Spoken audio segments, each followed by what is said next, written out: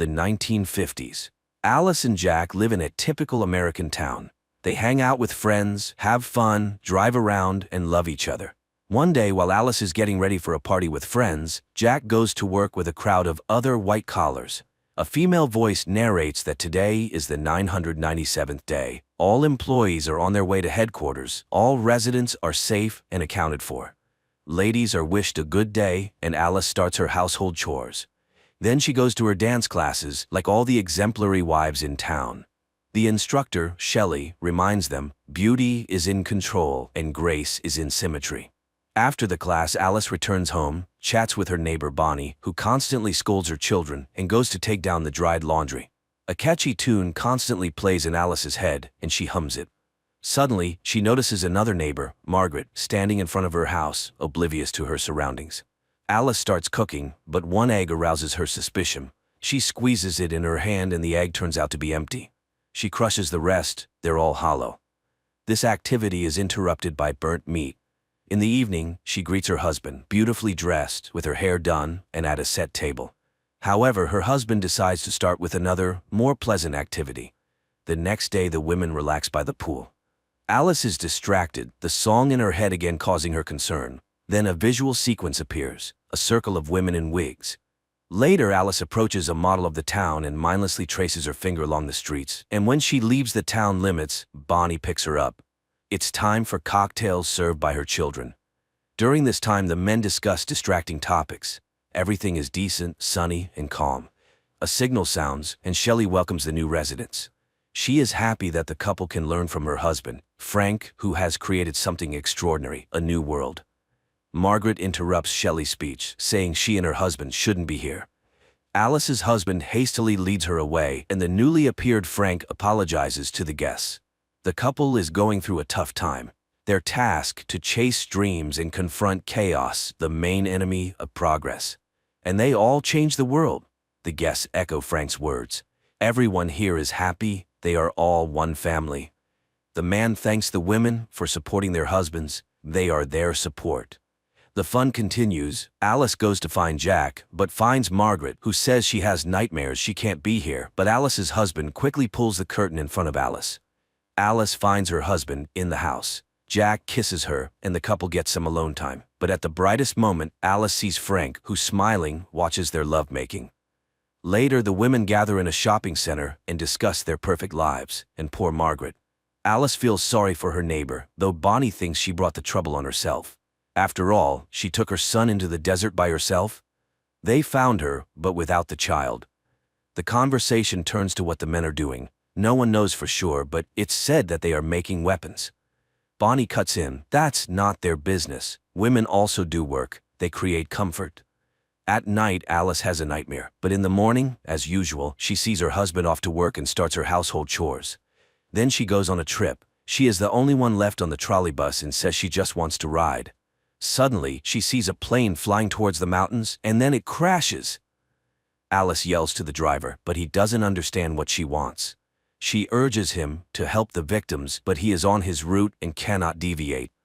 Alice jumps out of the trolley bus and runs towards the mountains. She walks a long way through the desert, then reaches a road and climbs a high mountain, topped by a strange dome.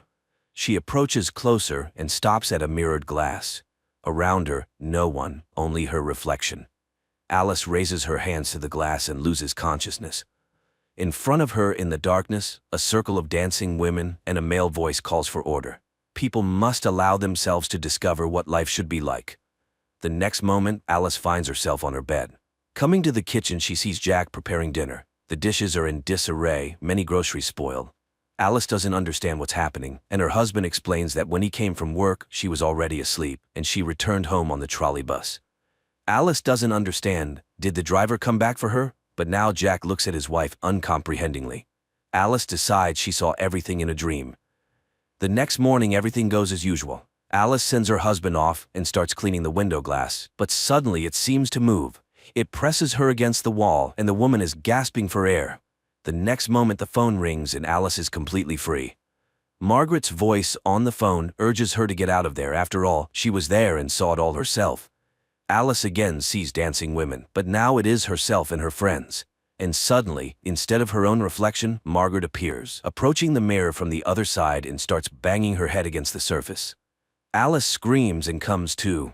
She runs home and sees Margaret on the roof of her house. Turning to Alice, the woman cuts her own throat and falls down. Alice screams in horror, and the arriving employees pick her up and carry away the neighbor's body. In the evening, she tries to explain to Jack, but he doesn't believe his wife. Margaret is in the hospital. She accidentally cut herself while washing windows. Alice feels guilty because her neighbor asked for help. What is happening around them? She asks him to tell her what he is doing on the project, but he cannot talk about it. He asks her to stop the hysterics, which could ruin everything. At night, Alice watches an advertisement for their town and catches herself thinking that it feels like she is floundering in a pool from which it is impossible to swim out. In the morning, she is cooking and suddenly starts wrapping her head with cling film. Alice seems to want to bring herself to her senses, but even the suffocation doesn't help, and she tears off the film. The arriving doctor assures the woman that it's just nervous strain, as Alice witnessed Margaret falling. The woman again insists that her neighbor slit her own throat. The doctor suggests prescribing her pills, but Jack refuses. They will cope. The doctor assures Margaret will soon recover and return home. He leaves, forgetting his briefcase, from which Alice manages to pull out a folder with Margaret's personal file. But all the text is smeared, unreadable. Alice burns the folder. She drinks alcohol and again sees dancing women. Then she finds herself in the bathroom. Jack is unhappy. They will be late, and he brings her a dress. Then he asks Alice to think about having a child, and tonight they have a wonderful evening ahead. The couple arrives at a restaurant where all the town's residents have already gathered. A performance by a glamorous blonde is demonstrated to the audience, and Alice again sees the circle of women and Margaret killing herself. Alice feels ill, but those around her do not notice. Frank gives a speech and invites Jack on stage. He is ready to congratulate the man as he is now entering the senior expert council. He presents Jack with a token of loyalty, a ring. The audience applauds, and Jack performs a dance of gratitude. Alice, unable to watch this, runs to the bathroom. She has a vision of another Jack who has lost his job. A perplexed Bonnie finds her. Alice tries to explain something, but her friend interrupts her. Was Alice at the headquarters? Has she gone mad? She's acting like a spoiled child. Her job is to support her husband, yet she is ruining his career. And now she is behaving like Margaret. Returning to the hall, Alice watches Jack's triumph and restrains herself. In the morning, Jack reminds her that they will have guests in the evening. She needs to express gratitude to Frank. Alice greets the guests with a smile on her face. Everything, as always, is perfect. Her husband meets Frank while Alice finishes the appetizers. The man enters the kitchen and suddenly starts talking to the hostess. He regrets that Bonnie didn't believe her, but she didn't believe Margaret either. He has been waiting a long time for someone to challenge him. The guests sit down at the table. Alice demonstratively takes the host's seat. Jack, complying, sits next to her. The conversation about nothing begins. Suddenly Alice asks why all the women in the town are from one, at most two states, and they all vacation in the same places. Jack tries to steer the conversation away, but Alice continues. They all met their husbands on a train, under similar circumstances. All their stories are the same because they are told what to remember, but sometimes they suddenly remember the forbidden. Frank is doing something with all of them. The man, smirking, reminds her of her nervous breakdown. Why isn't she getting treated? And why was she at the headquarters? Jack is horrified. She was at the headquarters? Frank continues. She broke the rules. It's the result of psychosis, but she revealed herself to him in his bedroom. Alice is stunned by such a dreadful lie, but Jack believes Frank unconditionally. The woman tries to appeal to the guests' common sense. Where do these products come from? And what's in them? But then Shelley stands up. She will no longer allow her husband to be insulted. The guests leave. Frank is disappointed. He expected something more interesting from her. Jack, having seen everyone out, returns to the house. Alice tries to convey to him that he is the most precious person to her. And she asks to leave here. Anywhere just together. And Jack agrees. They leave the house and get into the car, and then the husband apologizes to his wife, but in the next moment employees pull her out of the car and carry her into the darkness. Alice finds herself on an operating table. Visions with her husband pass by. A doctor in a mask leans over her, in which she recognizes herself. In the next moment, Dr. Alice finishes the operation and goes home, where her unemployed husband meets her. He hasn't prepared dinner because he didn't know what she would want. There's also no hot water. Alice is very tired. She has been standing at the operating table for 30 hours, so she denies her husband intimacy. He sits at the monitor and listens to the advertisement for a new simulation. And again, a sunny morning in Paradise Town. Alice returns to her surroundings. An enthusiastic Bonnie meets her and shares the latest news. Alice hugs her children and does not notice her friend's worried look. Her husband goes to work. Alice does household chores, dances, and swims. And she meets her husband. She takes the roast out of the oven while Jack picks a record, humming a song that seems to wake Alice up. Jack walks through the dark city, entering his apartment. Meanwhile, his physical characteristics are narrated. He is absolutely fit to participate in the Victory Project with his friend Alice, and he takes on the responsibility of maintaining his wife's body's vital functions. Alice sees herself in bed, restrained and entangled with wires. Jack cares for her body because he is obliged to exit the simulation each day and work to afford it. The man lies down next to her and hums the song that Alice is hearing now. She realizes he has deprived her of real life, but the man did this to save her from constant work. Frank created this world so they could live as they wanted. He works like a damned soul for this, but she is happy. But what about the others? So they really are hostages. Jack hugs her, but Alice hits him on the head. The next moment, Bonnie finds her. Jack is dead, and she immediately reports it to Frank. Bonnie confesses that she knows everything about the simulation. She chose this life herself because here she can be with her children, who are alive. But other women know nothing. Alice must run, or they will kill her. The woman steps out into the yard, goes to Jack's car, and drives into the desert. Employees chase after her. Cars catch up with her, but Alice, making a maneuver, causes a collision in which a doctor dies. Her pursuers continue the chase. Frank is informed of the incident. He orders the woman to be captured at all costs. In the next moment, Shelley stabs him with a knife. He is a fool and has botched everything.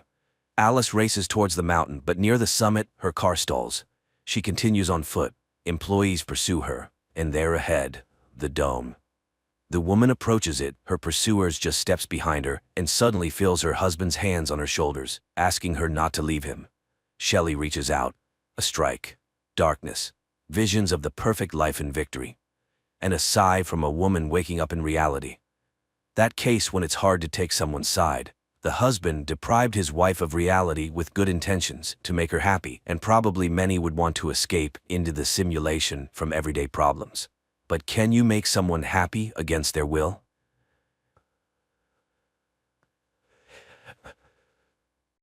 Every day, a young fisherman named Syracuse sets out to fish off the coast of Ireland. One day, he finds a young woman in his nets. He helps her, and when she regains consciousness, he is relieved to see that she seems unharmed. However, she behaves quite strangely and refuses to go to the hospital. She also can't remember her name, which Syracuse attributes to amnesia.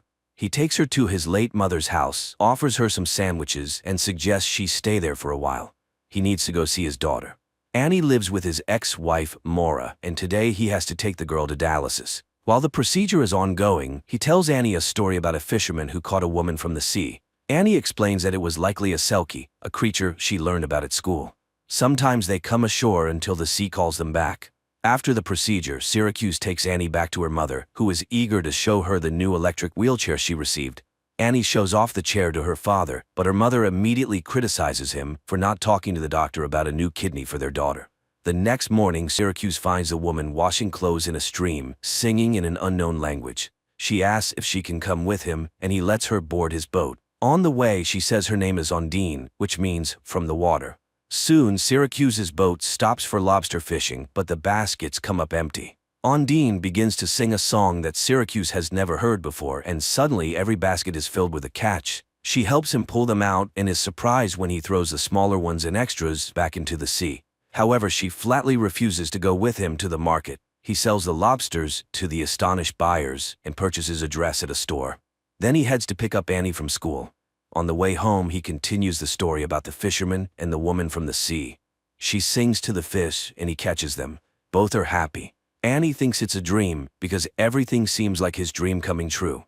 Moreover, no one knows the language she sings in. After dropping his daughter off at home, Syracuse heads back, not noticing that the curious girl is following him. He gives Ondine some clothes and food when he reaches the house and finds her talking to his father, who asks how long she'll be staying in his house. Hearing that it's up to him, Syracuse decides she'll stay forever to live with him happily ever after, like in the fairy tale he's been making up with Annie.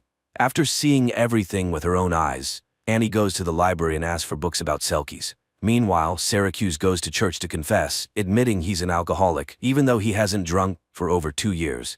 Lately, he's been haunted by a dream where he attends the funeral of his ex-wife's new husband, Alex, after which he reunites with Maura, who still struggles with alcohol problems. The priest advises him to see a psychologist, but Syracuse reminds him of the secrecy of confession and tells him that he pulled a woman out of the water with his net. Now he's hiding her from everyone else. The priest asks him to come to Mass as there's no other way he can help him. Meanwhile, Annie is studying legends about selkies. Ondine cleans the cottage and then examines the new things Syracuse brought her. She's particularly intrigued by the fishnet stockings, which she stretches over one hand, making them look webbed. The next day, Annie goes to her grandmother's cottage and sees Ondine swimming. The girl boldly approaches the shore and declares that she knew all along. The story about the fisherman and the selkie isn't a fairy tale. Annie tells her about her illness and asks her to heal her, but Ondine doesn't know magic and says so. The girl asks a lot of questions, and Ondine likes the lively and straightforward child. Annie asks her to always tell the truth, because what's the point of friendship otherwise? She's very curious about what it's like underwater. Is it better or worse than here? Ondine says it varies, but singing is easier there. Annie shares everything she's learned about selkies from the books. They can stay on land for up to 7 years until they find happiness with a human. Then she abruptly shifts the conversation to her grandmother because her father still misses her very much. Remembering her mother, Annie prepares to go home, and Ondine asks her to come back again. Syracuse also goes to the library to borrow books about selkies, only to find out that Annie has already taken them. Meanwhile, Annie meets up with the neighborhood kids who show off their bikes, and she lets one of the girls play with her wheelchair before it runs out of power and rolls into the water. The kids abandon Annie, and she has to make her way home where she's met by Alex. He recharges her battery and tells her that selkies were invented in his homeland of Scotland, but the girl insists that Ondine speaks a different language. Meanwhile, Syracuse finds Ondine on a pontoon in the middle of the bay and offers to take her back to his boat. He asks her to hold the tiller, but when a patrol boat speeds by, Ondine hides and steers the boat with her foot. Syracuse teases her, noting that she manages just fine with her feet. She starts singing again as he pulls up his net and discovers it's filled with a bountiful catch of salmon, which his nets usually can't catch. Before he can fully enjoy his luck, Syracuse sees the patrol boat returning. The wildlife officers find the salmon and demand to see the nets he used to catch them. He shows them the usual nets for catching salmon, but they're completely dry, meaning he's telling the truth. However, the men notice Ondine hiding in the hold. She confirms that Syracuse caught the salmon in an ordinary net, and they leave the boat. Relieved that the officers believe their story and that nothing happened when Ondine was seen by people, they head to the harbor together to sell the catch. Syracuse offers to buy her a gift, and she asks for another dress, which she'll choose herself. On the way to the store, they run into Annie, who's thrilled that their story isn't just a fairy tale. The girl helps Ondine pick out an outfit while the townspeople gawk at the pretty stranger through the shop window. Later, Annie arrives at her grandmother's house, which looks festive and cozy thanks to Ondine's efforts. Ondine offers to teach the girl how to swim, and she agrees since she'll have someone from the sea by her side. They both play in the shallow water when Ondine suddenly sees something in the water and asks Annie to get on the raft. She pulls out a bundle, which Annie calls selkie clothing. According to legend, if she buries it in the ground, she'll be able to stay on land for 7 years, provided her sea husband doesn't come for her. After listening to Annie, Ondine buries the find in the greenhouse, and Annie counts the steps to remember the exact spot. Later, she tells her father about it and advises him to watch out for strangers. Meanwhile, they all head to the local festival by boat, and Ondine denies Annie's claim that she can grant wishes because she's not really a selkie. Upset, Annie pretends that her wheelchair brakes have failed and falls off the pier, hoping to test the truth of her words. Ondine jumps in to save her and pulls the girl to the surface. Syracuse carries Annie home and hands her over to Maura and Alex. Later, Ondine tells Syracuse that the wheelchair's brakes work just fine and that Annie was testing her ability to breathe underwater. He confesses that he used to drink heavily, but one day he returned from a trip to find Annie's mother sleeping next to their unconscious child. They saved the girl, and he decided that one of them had to stay sober at all times. Meanwhile, Maura tells Annie that a dark-haired stranger has been looking for the fisherman's girlfriend, which causes the girl to have a nightmare. Meanwhile, Syracuse and Ondine become intimate. Later, he goes to confession and admits to the priest that he's sinned with Ondine the night before, and now he fears the luck she brings because he's long lost hope for the best. He knows that something wonderful or terrible will happen, and he's afraid of both. After the conversation, the fisherman steps outside and is approached by an unknown man who starts asking questions about Ondine. Syracuse ignores him and walks away. That day, he takes Annie to dialysis as usual, but when they return home, no one is there. Maura and Alex had been out drinking at the nearby pub. Syracuse takes the girl there. Finally reaching home, he finds the doors broken in and Ondine nowhere to be found. Syracuse searches the shore and eventually finds her hiding. She reminds him of the Selkie's husband and says he's here to take her away. Meanwhile, the intoxicated Maura is riding her daughter's wheelchair and, despite Alex's warnings, is determined to make it home on it. Syracuse hides Ondine in a secret cave behind the waterfall, offering to grant her a wish, but her only wish is for Annie to get well, so he wishes for her to be able to stay. Meanwhile, the man searching for Ondine is driving around town and gets into a car accident, colliding with a car driven by the intoxicated Maura. Alex is thrown through the windshield. Annie, however, manages to buckle up, but still sustains injuries. Syracuse and Ondine, driving by, recognize the car. Syracuse screams and rushes at the medics as they load Annie onto a stretcher to take her to the hospital. Later, they find the girl in the hospital and learn that she's undergoing an immediate kidney transplant from Alex, who, by a stroke of luck, was a compatible match. Meanwhile, the unknown man meets Ondine in the hallway. He wonders why she speaks their language because neither of them belongs here. The sea spat her out, but this is not their world. The woman asks him to return home without her. The next morning, Annie wakes up and immediately asks where Ondine is. Syracuse reassures her that they'll see her soon. Sometime later, a cremation ceremony for Alex takes place. Maura scatters his ashes over the sea, regretting that this time she can't blame her ex-husband for everything. She asks him to take Annie but demands that he get rid of Ondine, and she forces her husband to drink to Alex's soul. In a drunken state, Syracuse goes to the boat where Ondine is hiding and, calling her a Selkie, takes her out to sea where he demands that she return to her husband and sing her songs to him. He takes her to the foot of the lighthouse and continues to insist that she needs to leave. He leaves her there and prepares to sail away, believing that life isn't a fairy tale. People and Selkies can't be together. Ondine asks for a chance to say goodbye to Annie, but he sails away. As dusk falls, the log she's sitting on gives her silhouette the appearance of a woman with a tail. Waiting for nightfall, she jumps into the sea. In the morning, the priest wakes up a depressed Syracuse, who realizes he's made a big mistake. He brings Annie from the hospital to his home. The girl comforts him, saying that Ondine will come back because she left something here. Later, Annie watches TV, where the Icelandic band Sigur Rós is performing, and suddenly Syracuse recognizes the words. He realizes that Ondine was an ordinary woman and rushes to the lighthouse. At first, he can't find her anywhere and runs along the shore, shouting, but soon he sees a fire where Ondine is warming herself. At first, she says she's a sea creature who found her magical clothes and buried them so she could stay forever with the family she loves. But Syracuse demands the truth, and then Ondine admits that she was a courier delivering illegal substances from Romania. She was in a boat with a backpack full of substances when the police closed in. Her guard threw her into the water because he couldn't swim. She swam until she couldn't anymore, and then she drowned. But she got caught in Syracuse's net. The girl tells him her real name, Ioana. The fisherman takes her home where criminals are already waiting, having taken Annie hostage. Syracuse tries to fight them off, but he can't handle two armed men. The girl told him the story about the Selkie's clothing buried in the greenhouse, and the men demand to be shown the spot. Everyone heads to the greenhouse to dig up the goods, but they find nothing because Annie has hidden the Selkie's clothing elsewhere. Ondine promises to stay with Annie, and she admits that she hid the package in the lobster crate. Everyone heads to the boat, but when the criminals lift the basket, Annie reminds Ondine that she's a Selkie, and they are not. Ondine throws one of the villains overboard. He drowns while Syracuse throws the other Romanian into the water, disarming him. The arriving police arrest the criminal along with Ondine, who faces deportation unless she gains citizenship, or she could get married. Later, Annie goes to confession and says that her father's getting married soon. Even though she wasn't a real Selkie, but you can't marry a seal, can you?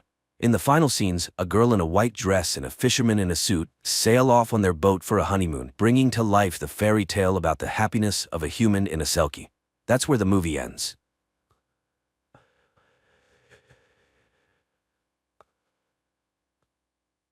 1,000 years ago, the first settlers left Earth and formed the League of Free Worlds.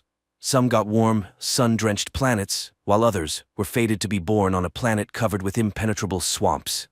People built a model city there where order, prosperity, and total control reigned. Christie was among those who couldn't reconcile with such an existence, which landed her in prison. But since there is no death penalty on planet XT-59, a group of 10 prisoners is sentenced to lifelong exile in the swamps. If lucky, they might reach the Paradise Islands, but no one recalls such instances since the swamps are teeming with dangerous creatures.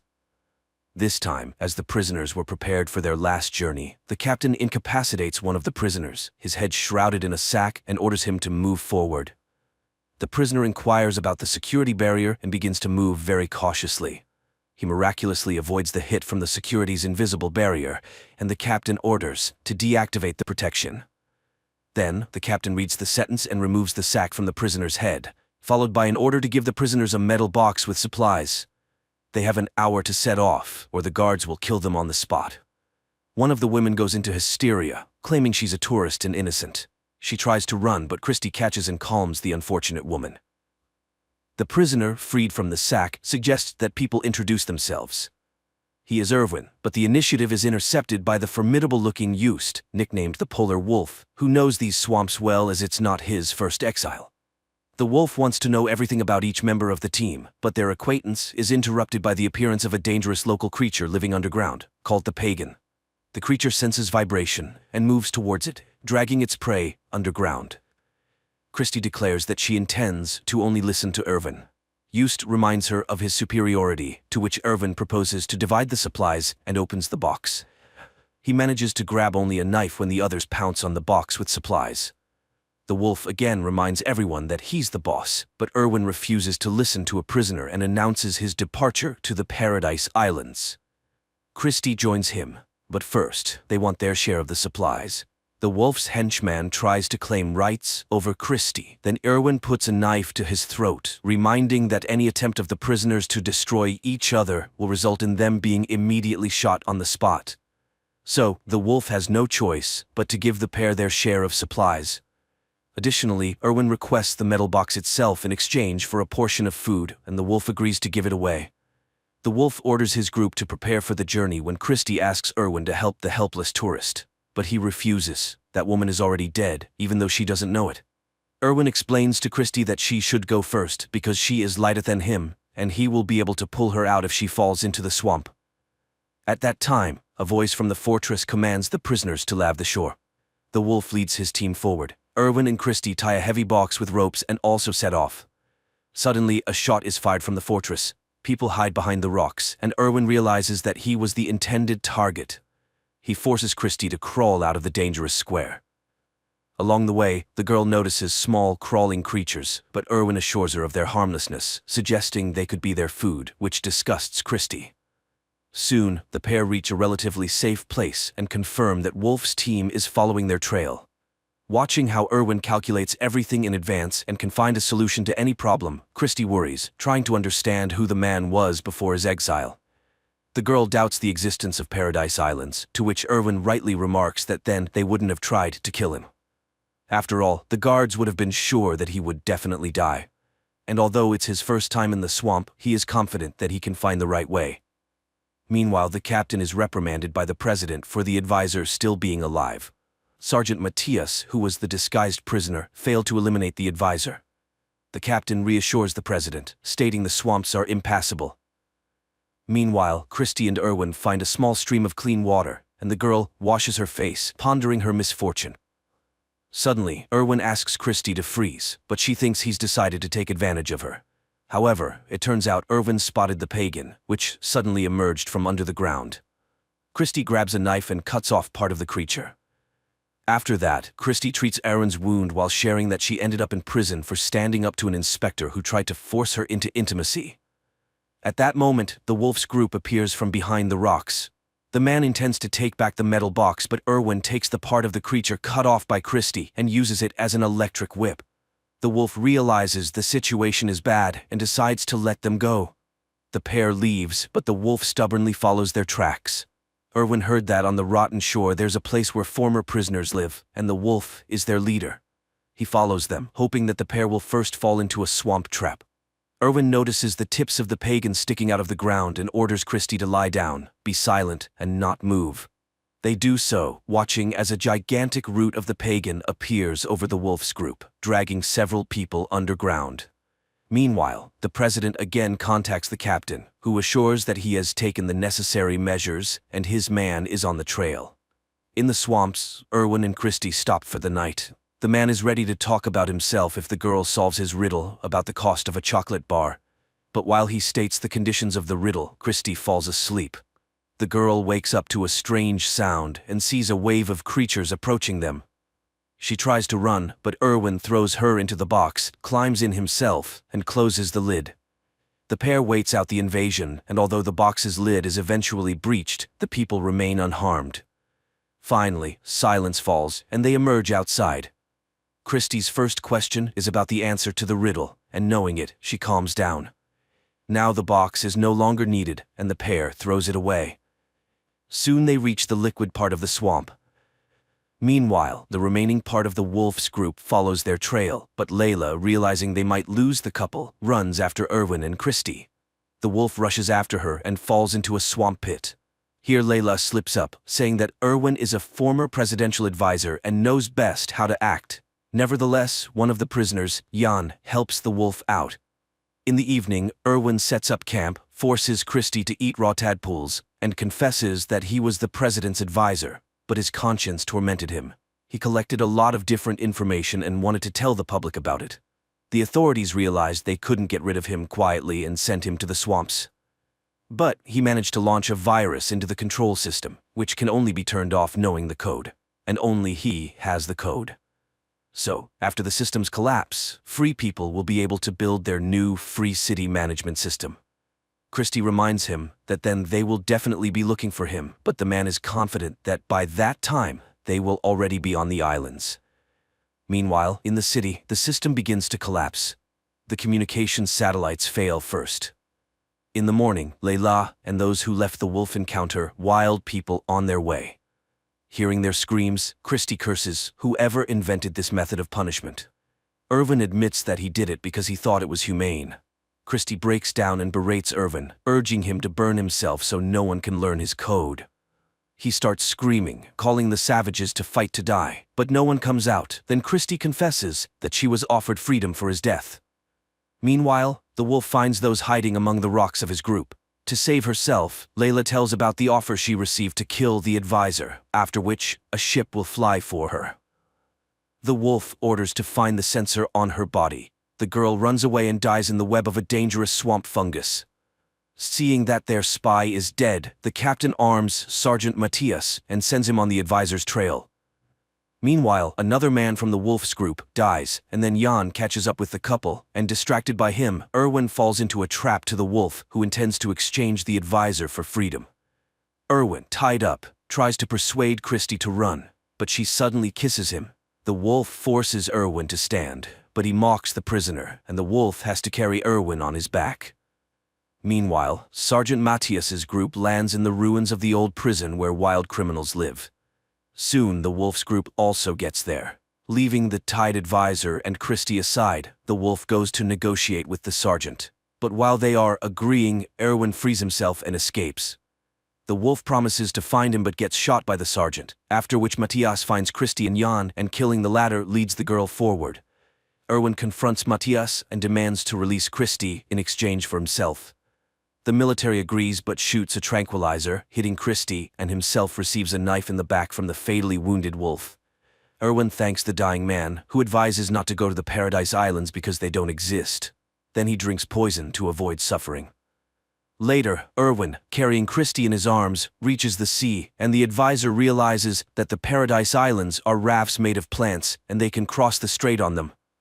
Meanwhile, the captain loses contact with Matthias and realizes that further search for the advisor is useless, but he sends the last combat drone after him.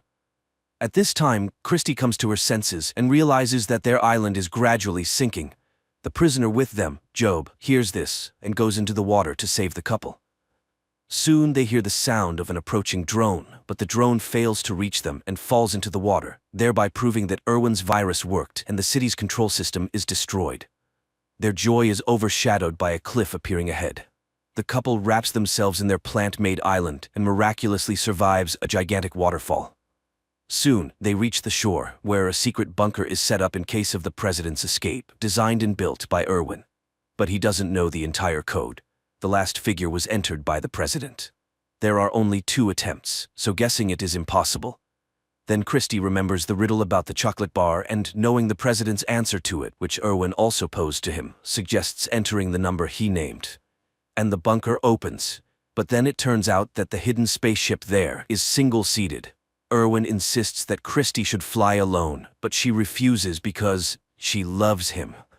In the last scenes of the movie, the voices of Christy and Erwin are heard, making it clear that they somehow managed to squeeze into the spaceship together. Thanks to their rescue, the League of Free Worlds learned the truth about the planet and destroyed the remnants of the total control system.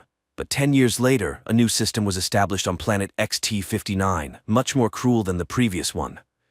The movie is simple and at times imperfect, but it's truthful and unexpectedly relevant because no one can bring freedom to the people from the outside. Everything is achieved only through one's own efforts and by taking responsibility for oneself and no one else.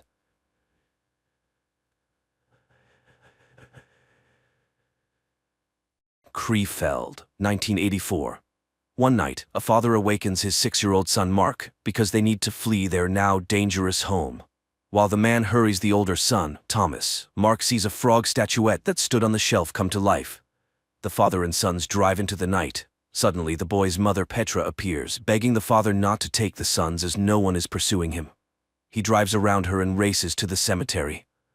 10 years pass. Mark works at the Living Sound store he opened with his brother and attends school, where he has a bad reputation as his brother was once expelled for aggressive behavior. Besides the boys, a lame kid named Memo works in the store, whom Thomas values for his loyalty. On his younger brother's birthday, Thomas gives him the Chronicle, an ancient book passed down in their family from generation to generation, telling of a parallel world called the Black Tower, full of terrifying creatures serving the Griffin, who wants to subjugate the world of humans. Only the Zimmerman family men can stand against the Griffon and save everyone from his invasion. Mark begins reading, considering it all fantasy, but the descriptions are too realistic, and the map looks genuine. Disturbed by the bloodthirsty drawings, Mark suddenly finds himself in unknown terrain at the base of a huge tower, and immediately a terrible horned creature confronts him. Mark runs and falls into a pit, and as the monster swings an axe at him, the boy screams in fear and finds himself back in his bed. The next day, Mark meets a new student at school, Rebecca, who classmates immediately inform about Mark's family troubles. His brother Thomas was in an asylum for hitting a teacher, and Mark attends psychotherapy sessions, trying to forget the events of one terrible night. But the girl isn't scared off, happily accepting Mark's invitation to the rooftop of the store, which is set up as a picnic area. In the evening, Mark finds Thomas at home, which is rare. Everything goes well until Petra starts a conversation about the asylum she put him in. Then Thomas invites his brother to look at evidence and drives him to the cemetery. They climb to the attic of the church where their ancestors had equipped a shelter. Thomas shows the father's belongings, missing a plumb bob. Here, Mark cuts his finger. His blood hits an inconspicuous peg, and a secret compartment in the floor opens, where the brothers find the tool the Zimmermans can use to kill the Griffin. But the moment Mark takes it in his hands, stone statues at the cemetery come to life, one appearing on the roof, blocking the brothers' way down. Nonetheless, they descend, but a stone devil jumps right in front of their car. A stone angel intervenes to protect the boys, and while the two statues fight, the brothers hide in the church. Waiting out the battle, Mark falls asleep, and in the morning, doesn't find Thomas next to him, but the hood of his car is covered in stone debris. Mark thanks the angel for help and drives to look for his brother. Opening the Chronicle, he hears voices advising to look for Thomas in the Black Tower. Mark goes to Dr. Peters, and it turns out that Becky is the daughter of his psychotherapist. Mark drives to the store, but his brother isn't there either. The boy opens the Chronicles and finds information about a portal located in the church, but then he gets scared by an unknown insect and ends up in a dense forest. Meanwhile, Memo, seeing that the brothers aren't in the store, calls their mother, Petra, who immediately rushes to the police and reports the children missing. Mark finds Thomas, who rejoices that his brother has finally seen the truth, but learning that he simply teleported here, he concludes that his brother is a wanderer between worlds. In the morning, Thomas wakes his brother because nearby appear slave hunters. The boys run, but Thomas is wounded and captured, while Mark teleports to the store, terrifying Becky and Memo. Friends ask him to tell them everything, and he finally agrees. Meanwhile, in the Black Tower, one of the horned creatures reports to the master that they caught the Wanderer's brother, and he concludes that it's time for the return. Friends predictably don't believe Mark, and he leads them to the church, but there's no attic above. Becky considers this a cruel joke, as it was dangerous for Memo with his leg to climb up there. Mark gets angry, and the girl, offended, leaves. In rage, Mark hits the stone base of the statue, and these blows resonate in the caves of the Black Tower. At night, Mark goes to Memo because he needs help searching for his brother, and although he considers the boy crazy, he goes with him to the portal in the church. The boys follow the instructions from the book and find a door with signs in the basement. Mark performs the necessary manipulations, and the door opens. Astonished, Memo goes there and immediately notices that his vision has become normal, and his leg no longer hurts. And while the boy rejoices, the passage closes. Memo asks to remember how Mark returned home last time, and he shows how he closed his eyes, thought, and disappears, leaving Memo alone in a strange world. Memo didn't appreciate such a joke. Opening his eyes, Mark is horrified and tries to return for Memo, but it doesn't work. Then Petra enters, sees the chronicles, locks her son in the room, and he falls into a rage, causing the walls of the Black Tower to crumble. Petra calls the doctor and he asks to release the son. Mark rushes to the church but only finds a note on a piece of wood that Memo is nearby. The boy returns to the store and, taking the necessary items, goes to Becky, where he tells her that Memo stayed in the Black Tower. He leaves her the chronicles and a note asking her to take the book to Petra if they don't return. He goes to the world of the Black Tower and tries to find a friend, while Becky reads the chronicles and ponders the boy's mental health. Mark emerges from the forest and, setting up a sound system on a cliff, plays Memo's favorite music. Meanwhile, the slave hunters capture a village where they seek a man with a loud voice. One of the boys, wishing to save his family, volunteers to become one, and they take him away, while a group of horned creatures goes to the strange sounds in the hills. At the same time, Becky shares Mark's secret with classmates and suggests conducting an experiment to animate a plant from the book. The volunteer is brought to the cave and seated in a stone chair. Now the griffin, wanting to speak, inserts its claw into the boy's back, and he voices its thoughts. While Mark is discovered by horned creatures, the boy runs from them when an unfamiliar man, completely wrapped in rags, covers the boy with smelly fish and hides him in a forest den. Meanwhile, Becky performs the ritual, dripping water on the flower, but young people vainly wait for some manifestations of magic. The flower remains dry. Becky suggests a last attempt at the portal, not noticing how a classmate puts the flower in a glass of water. At the same time, the horned creatures leave, and the stranger helping Mark removes the rag from his face, revealing himself to be Memo. But he's been in this world for 2 weeks, not 2 days. Then the boys see a caravan of slaves, and in one of them, they recognize Thomas. But while they can't help him, they themselves are noticed. The boys run from the pursuers and end up on a high cliff with no way out. On Earth, Mark's classmates come to the church and perform everything prescribed, but the door doesn't open. Then Mark grabs Memo, jumps off the cliff, and teleports to his room. Petra hears a noise in her son's room, runs there, and sees Mark and Memo, who now needs glasses again. Mark calls Becky and asks her to bring the chronicles, while a flower blooms on her desk, from which something terrible emerges.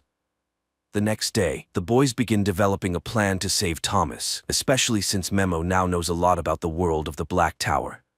He built a hut on the shore of a lake where the caravans of slaves stop, following which one can find the place of the boys' confinement. Meanwhile, the griffin is reported that the wanderer between worlds has escaped, and it destroys its close.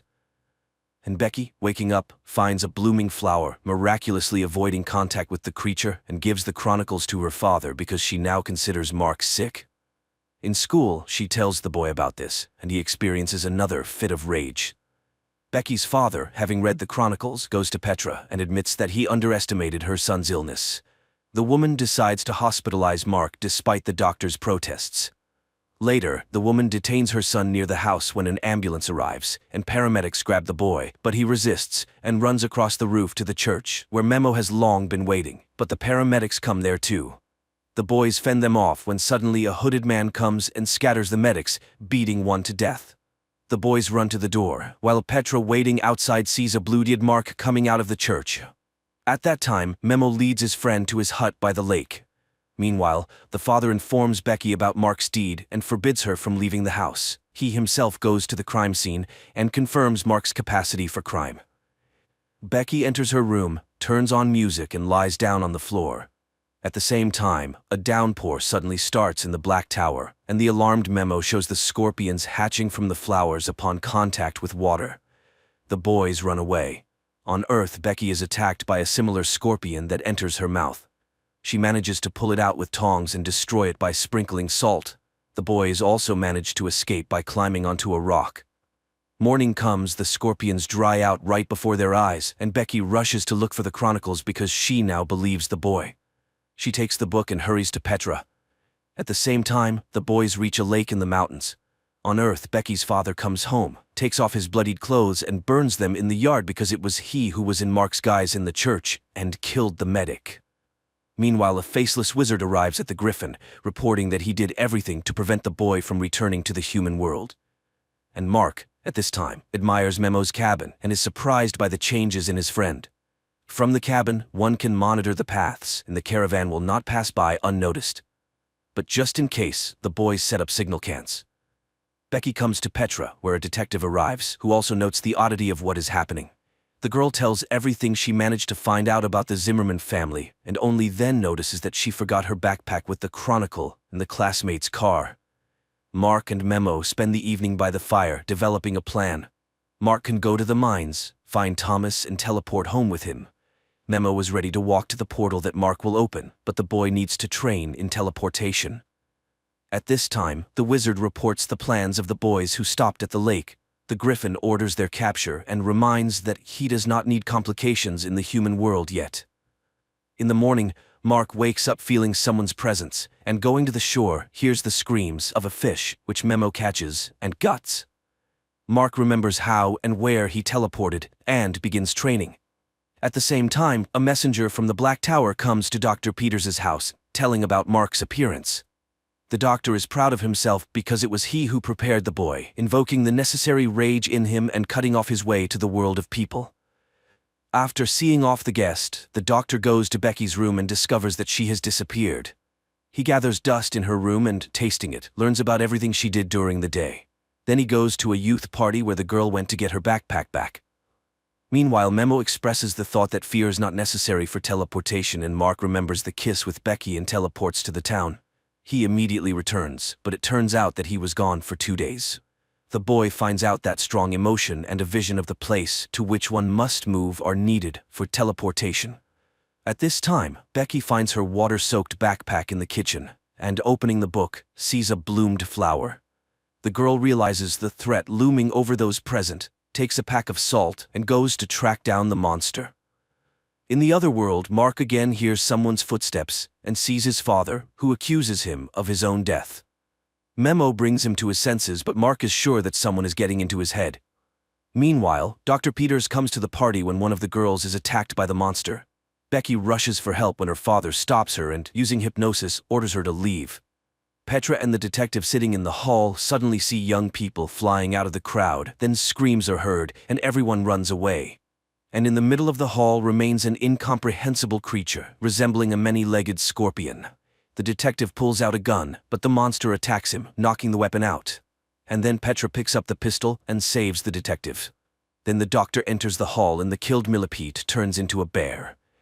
In the morning, Mark wakes up again from the scream of the fish and, in irritation, argues with Memo. But his box of nails, which he uses to remove anger, turns out to be empty. He runs out to the shore, where Memo teases him and throws the nails into the lake. Then he reminds him of his father, saying that he is to blame for his death. In a rage, Mark hits Memo, thereby collapsing the walls of the Black Tower. The Griffin sends hunters after him. Meanwhile, Memo collects firewood and, returning to the lake, sees Mark hitting another Memo. He touches the body and it suddenly scatters, but the traces in the sand betray the direction of his run. Memo throws a stick and stuns the faceless wizard who disguised himself as Memo. The boys tie him to a cot, and he tries to deceive the guys, alternately taking the forms of their fathers. Only under the threat of fire does the wizard admit that he is Mamit, a creature capable of recreating thought and showing what people want to see. He did everything at the behest of the griffin because he feeds on Mark's hatred. At that moment, the signal of the caravan's arrival sounds, and in the town they investigate an accident, although no one can understand how the circus bear got out of the cage. The detective asks Petra for a conversation and tells her that after her husband's self-immolation, they did not find a trace of his body. He was taking antidepressants, thanks to which he was able to see the true face of the prosecutor. And it was not human. The case was slowed down, and today they both saw a monster, not a bear. So, they need to look for the chronicles. At the same time, the doctor brings Becky to her senses and she remembers the story about the Mammoths who served the griffin, to which her father reacts very aggressively, which makes the girl suspicious. The doctor locks her up. Mark and Memo follow the trail of the Horned squad to the mine, where people work. The commander of the Horned reports to the mine overseer about the failure of their mission and receives an order to process the tunnels with tar mud. Mark, to find Thomas, turns on the music system. The brother raises his hand, but the Horned ones immediately take him into the mine. Mark suggests waiting for darkness. At night the boys say goodbye, and Mark teleports while Memo distracts the guard. The boy finds his brother, but it turns out that the tar prevents teleportation. Thomas admits that he was used as bait. They even left him a plumb line. This means that the griffin is ready to attack the human world, using Mark's power. At the same time, Memo runs to the portal, leading away the Horned squad, while the brothers argue about who will fight the griffin. Mark shows his superiority by breaking through the cave wall with a plumb line. The brothers run away, and Memo falls into an ambush and loses fingers on his hand. Mark and Thomas catch up with the squad, and, having killed one of the Horned ones, find the injured Memo. Learning about the escape of the Wanderer, the griffin emerges from his hiding place and flies in the footsteps of the people who at that time are driving to the portal in a captured cart. But at the very door, Thomas suddenly demands that Mark give him the plumb line. He refuses, and Thomas forcibly takes it, and then the griffin appears above them. At this time, the detective and Petra take Becky out of the house, ignoring her father's protests. Mark comes to his senses and hears Thomas's voice from the mist, picks up the plumb line he threw, and realizes that his brother was captured by the griffin. At that time, Petra, the detective, and Becky are trying to open the portal. And the griffin calls Mark to battle, fueling his hatred. But the boy suddenly remembers his father's advice, calms down, and refuses to fight while Petra opens the portal. Becky manages to pick up Memo when Mark sees the enraged griffin and wounds him with a plumb line, forcing him to drop Thomas. The boys drag him into the passage and close the door in the monster's face. Meanwhile, a Mammoth in the guise of Dr. Peters kills another Mammoth who will now work on Earth instead of him. It turns out that Dr. Peters is a Mammoth in human form, and in the church, he killed the medic while in the guise of Mark, so that the police would look for the boy and he could not return to the world of people. Sometime later, Petra comes to her sons in the hospital and asks for forgiveness for mistrust, but now she has seen everything herself and, together with the detective, is ready to support them. Mark thanks Memo for everything, goes to Becky, and, having kissed her, teleports her to the lakeshore, while new Horned ones are born from stones in the cave. An entertaining adventure series, quite decently filmed by German cinematographers. And judging by the finale, there will be a second season too.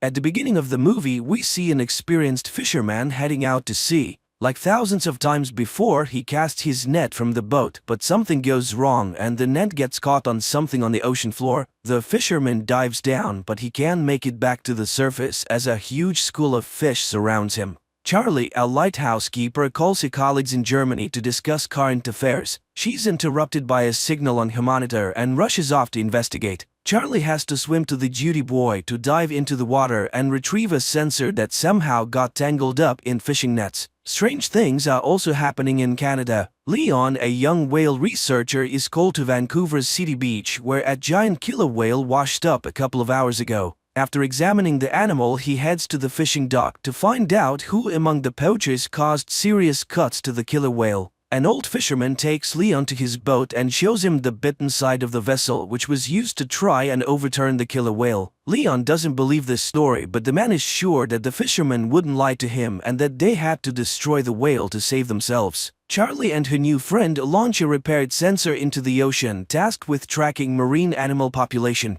They notice methane ice fragments around the boat, which often rise to the surface, but today there are too many of them. Leon finally hears the whales and learns that they have been seen in various locations along the coast. Before heading out to sea, he calls his girlfriend Lizzie, who has already taken tourists on her boat to see killer whales in the wild. A giant whale appears next to Leon's boat. After freezing for a couple of minutes, the giant disappears underwater, but a whole pod of orcas takes its place. Lizzie takes the tourists onto the deck and everyone watches in awe as the whales appear. The humpback giant also appears next to the ship and the tourists are able to see it up close. The strange behavior of the whale pleases everyone except Leon, who tries to warn his friend but is too late. The next trick of the whale hits the metal of the boat. Leon arrives at the scene of the accident and tries to save those who survived the hit, but now a pod of orcas is hunting for the tourists. Leon is unable to save Lizzie. The action shifts to a French restaurant. After gathering fresh seafood at the market, the chef plans to prepare lobsters, but one of them shoots an unknown liquid into the man's face. After wiping his face, the chef continues working, but by evening he and two other cooks begin to feel ill.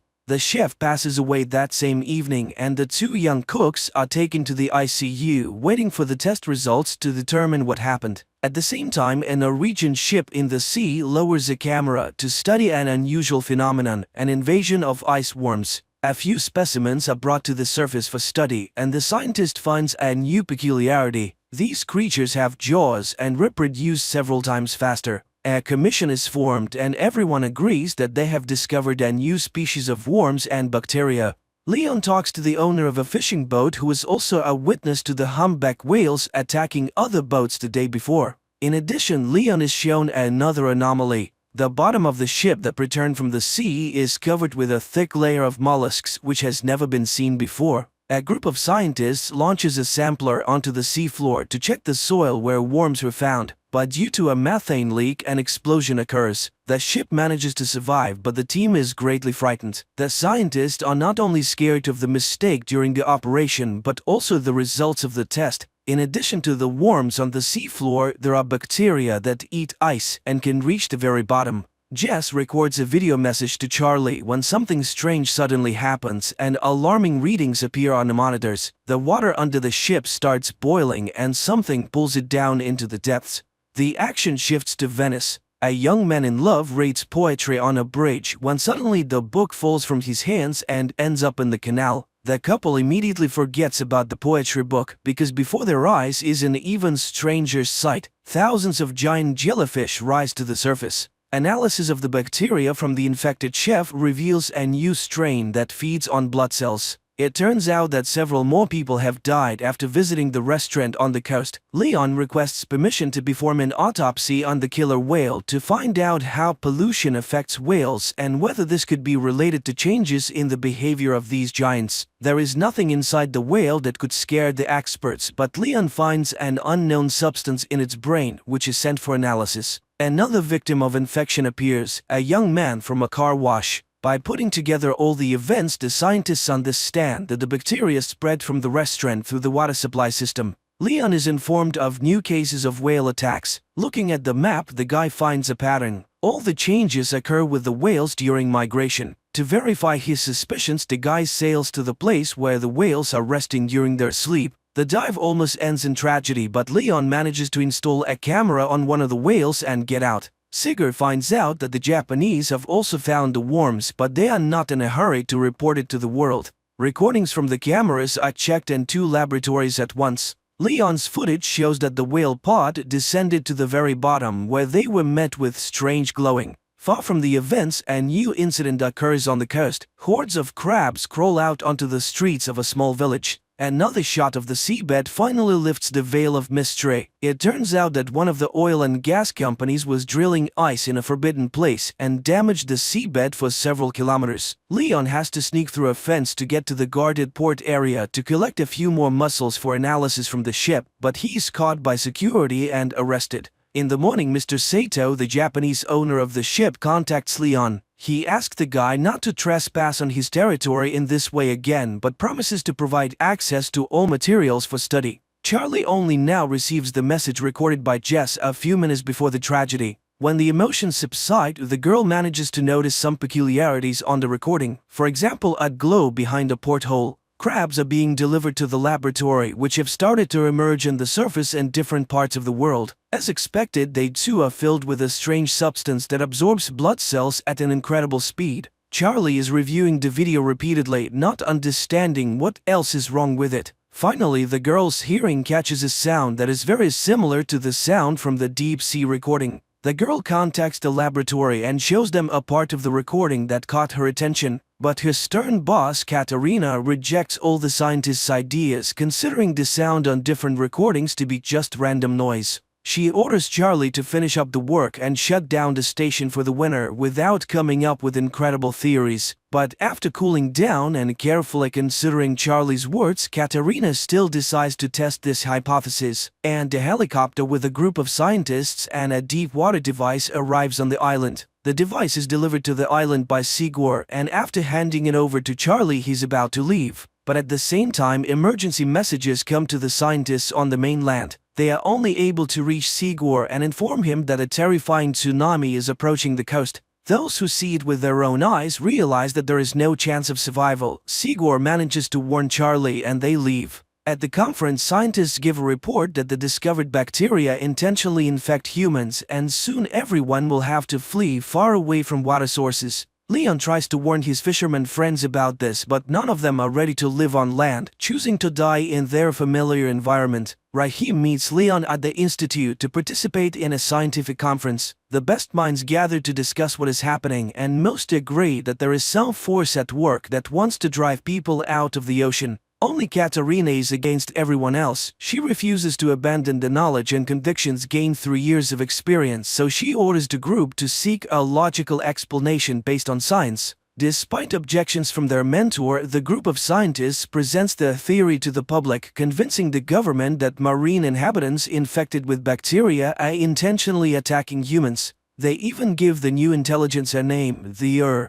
However, such a version only elicits irony from top officials, who also suggest finding more scientific solutions to a problem than negotiating with an unknown intelligence. Astrophysicist Samantha Grove comes to the scientists' aid. Unlike politicians, she carefully studied the report and agrees that the strange sound on different recordings has all the characteristics of an unfamiliar world language. In addition, her team managed to capture the exact same signal from Antarctica. Another influential person, Japanese Mifuno, also believes in Sigor's theory and agrees to finance his venture, hoping it will help to save the world. Sigor assembles the team and informs them of the start of the mission. He suggests everyone think carefully and assess the risks, and those willing to go all the way will be waiting for an expedition to the Arctic in 48 hours. The scientists go home to say goodbye to their loved ones and warn them of their departure. The relatives of many try to persuade them to stay, but everyone understands that this is their last chance to fix something. According to scientists' calculations, the largest accumulation of intelligent bacteria is located in one of the valleys in Antarctica, where they could have lived for millions of years prior. The company is preparing to establish contact, and everyone is playing their role while giving interviews to a young journalist. Finally, the equipment on the ship starts buzzing with interference, and the scientists prepare to capture a signal from the mysterious organism.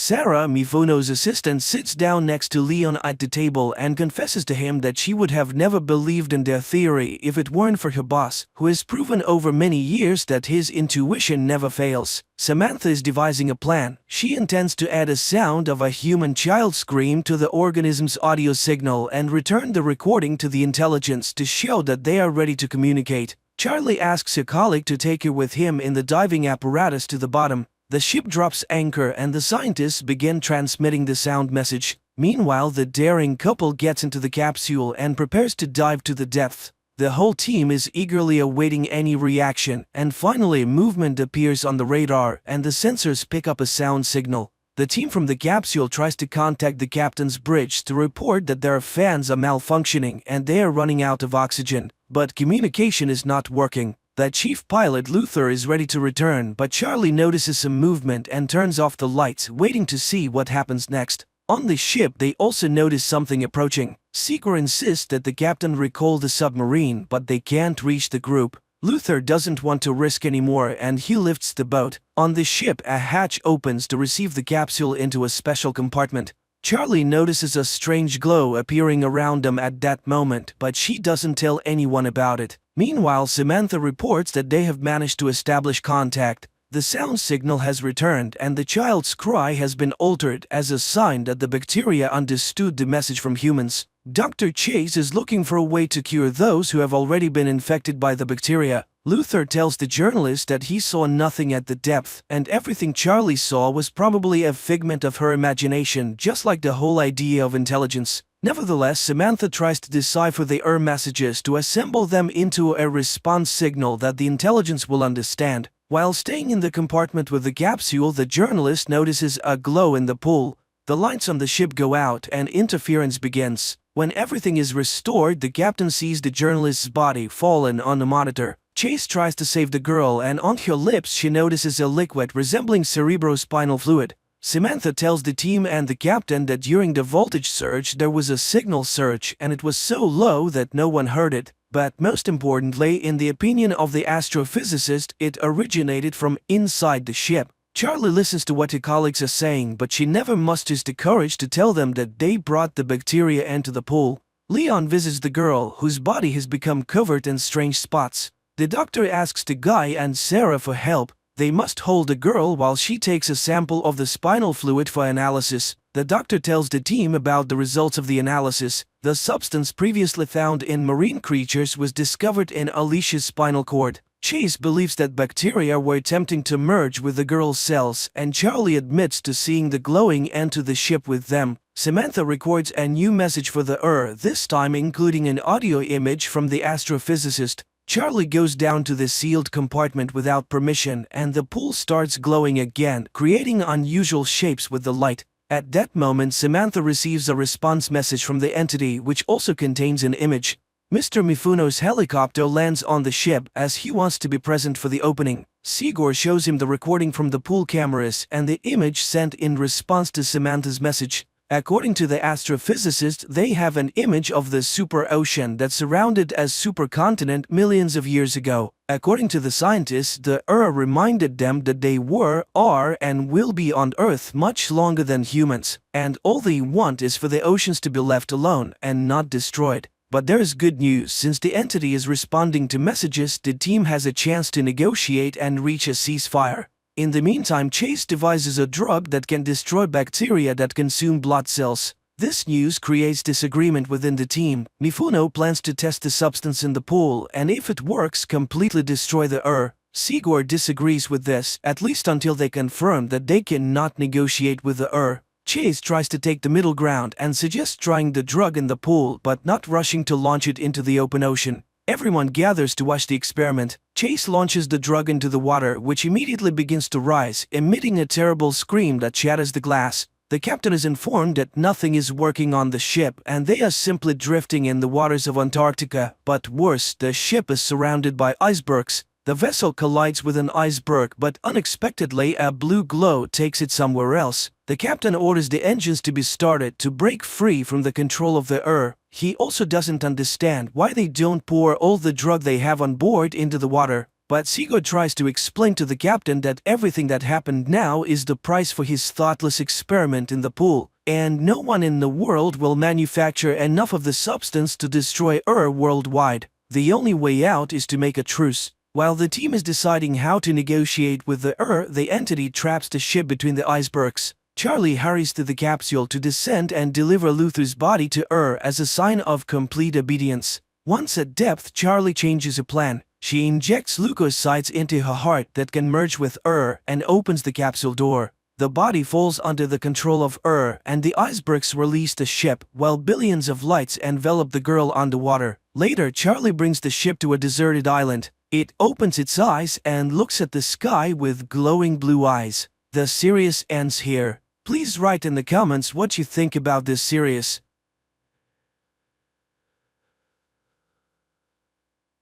Spiderhead is an ultra-modern prison that resembles more of a hotel. This is science, Jeff. We're making the world a better place. In this facility, inmates live under a more relaxed regime, have the right to take walks, interact with each other, and have the opportunity to reduce their sentences and receive bonuses. But it all comes at a price. Spiderhead carries out medical trials, and not all of them are harmless. To be fair, it must be said that all experiments are voluntary, and each inmate has the right to refuse and return to a standard cell in another prison. Ray, one of the inmates, sits in a chair in front of a mirrored window, and Steve announces the start of the experiment by injecting a substance into Ray's bloodstream.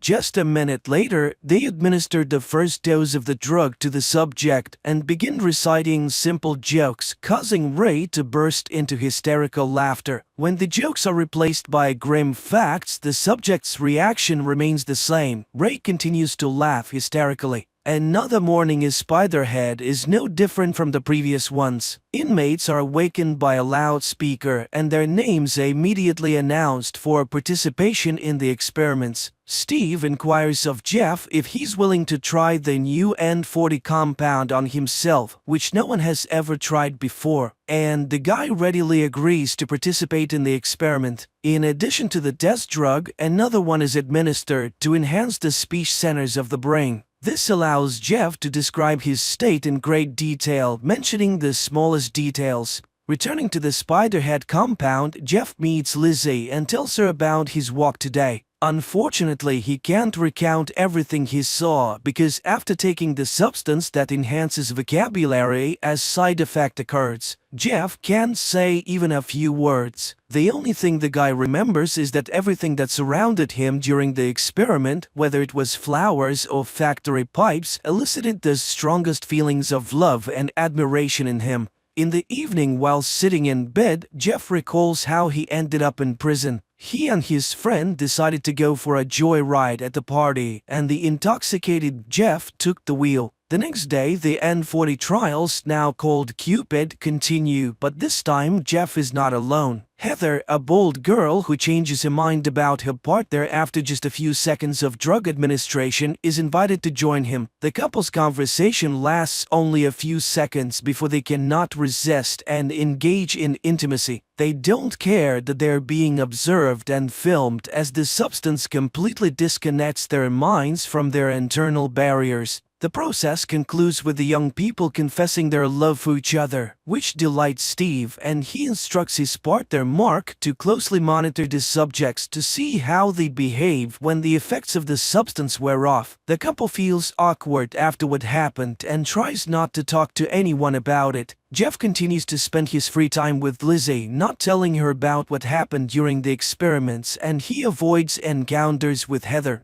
The next day, they administered the same Cupid to Jeff, but this time in a double dose, and instead of Heather, an older woman is in the room, whom sober Jeff looks at with disgust. However, as soon as the substance enters his bloodstream, he engages in love with her. After this experiment, Jeff asks Mark to remove him from the kitchen where they work together with Lizzie because he feels uncomfortable continuing to interact with his girlfriend. Steve brings Jeff into the laboratory, but this time he is on the other side of the glass. Steve shows Jeff that both of his previous partners are in the experiment room. The supervisor offers Jeff the choice of which girl he is willing to administer the substance that induces intense fear and pain to, but Jeff cannot choose. He is indifferent to both of the girls and he cannot wish harm upon them. In the end, they simply release the girls, canceling the experiment. Having the right to another Friday walk, Jeff calls his girlfriend who was with him on the night of the accident, but once again he only gets the voicemail. In the evening, Jeff spends time with Lizzie, arranging a small Christmas surprise for her. When Jeff finds himself in the familiar chair in the laboratory, he sees Rogan in front of him, a massive inmate covered in tattoos. Jeff recalls everything that happened with the girls in the previous days and refuses the experiment. Nothing happens, and the men are simply released after a couple of minutes of silence. Jeff realizes what has just occurred. He and Rogan were partners with one of the female inmates, and she was supposed to choose which one of them would receive meds. Bursting into Steve's office, Jeff confirms his suspicions upon seeing Heather there. Furthermore, the doctor does not even argue with the inmate. On the contrary, he shows him a diagram of who is supposed to get close to whom under the influence of the drug. In response to Jeff's complaints, Steve reminds him that being in Spiderhead is a privilege, and if he's not satisfied, he can transfer to a regular prison, albeit without hope of early release. Understanding the hint, the next time Jeff sits calmly in the same room as Rogan without any hysterics. Steve sends Mark on a weekend break, advising his friend to enjoy his time on the mainland. Steve himself decides to take the Cupid to experience the ecstasy he had only seen in his subjects before. The experiments continue, and Steve warns Jeff that they will have to administer dark influx to the girls, as a certain committee demands the purity of the experiment.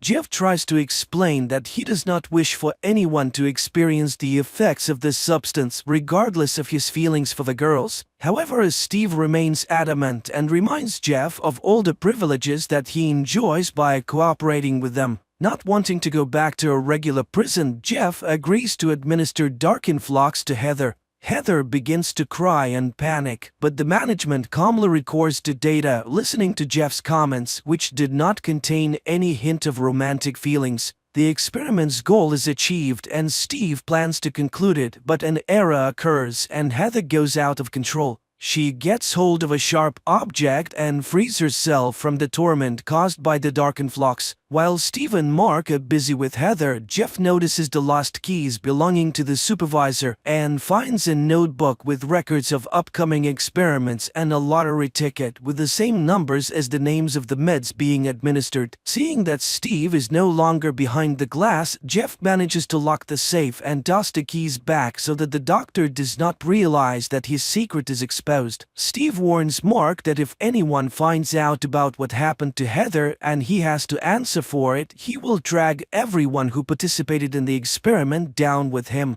Lizzie participates in the experiments for the first time, and the first thing they administer to her is dark influx. After experiencing it, she meets with Jeff in a secluded place and shares her feelings with him. Lizzie confesses that she's not sure if Spiderhead is better than a regular prison with the strictest regime. In turn, Jeff also opens up to his girlfriend and confesses that on the night of the accident there was not only his friend in the car but also his beloved girlfriend who did not survive the ride. That's why he willingly undergoes the trials on himself, hoping to somehow atone for his guilt. The candid conversation between the two of them leads to them spending the night together. Steve quickly deduces the close relationship between his wards and decides to use this connection for his own purposes. When Jeff arrives for the next experiment, he learns that today he must either agree to administer dark influx to Lizzie or leave Spiderhead. Jeff refuses, but the doctor gives him a chance to postpone the experiment until the morning. When he meets the defiant young man again, he is armed with Lizzie's personal file. It turns out that the crime for which the girl is serving time is so terrifying for her that no amount of dark influx can make it worse. Steve watches with pleasure as Jeff adjusts the dosage scale to the maximum. However, it quickly becomes apparent to him that Jeff intends to experiment on him, not on his girlfriend. Mark, realizing that he has also fallen into Steve's trap with the inmates, decides to rectify the situation and hands the remote control to Jeff.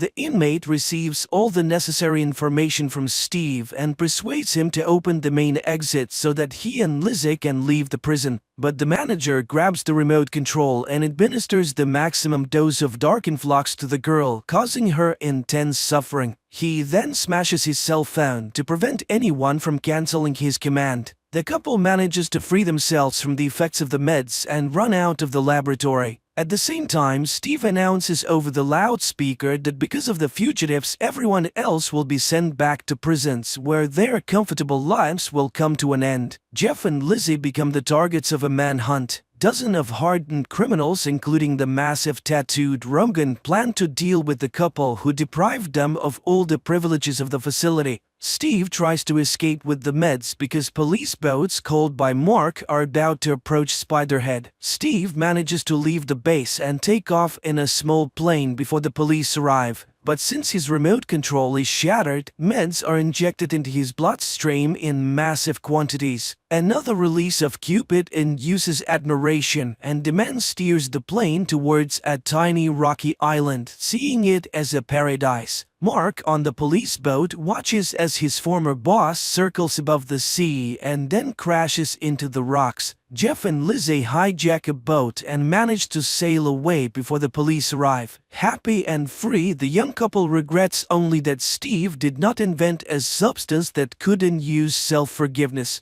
And that's how the movie ends.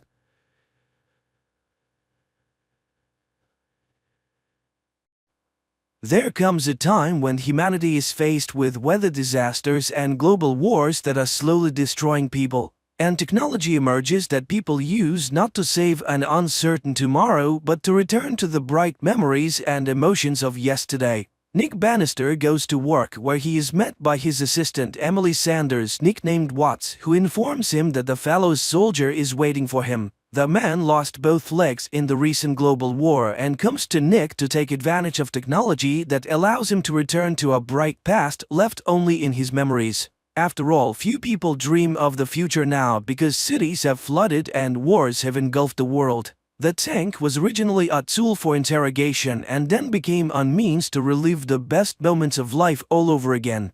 Nick immerses the man in a time when he was healthy and cheerful, playing with his dog on the lawn of his father's house. When he comes to his senses, the man tries to pay Watts off with a new synthetic substance, Baka, but Nick provides his co-worker his services for free because their establishment is a success. Who wouldn't want to visit the past and see their dear and close people and relive the best moments of life? But there are those who abuse the memories. One such person is Elsa, who comes almost daily to relive a night of love with a dear one. But one day a woman comes into the establishment who has lost her keys on her way home. The woman introduces herself as May and immediately attracts Nick's attention.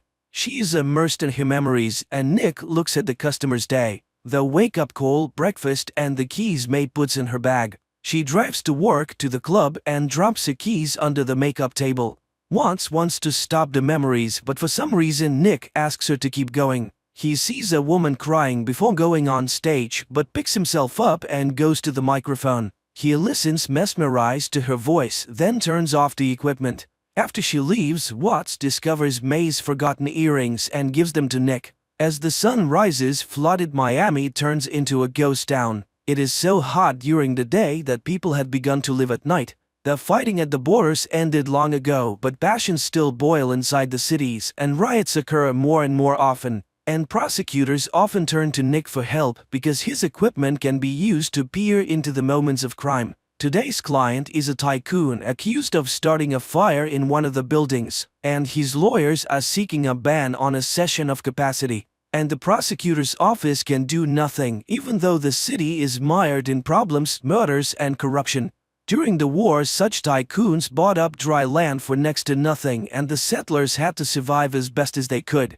The day would come when the ocean would take everything, but for now the flooded city could still be home. Nick comes to the club and finds May. He gives her the earrings and asks her why she cried before the show. The woman confesses that she always gets nervous before she goes on stage, and offers to walk her out. A close relationship develops between May and Nick, but one day the woman disappears without a trace.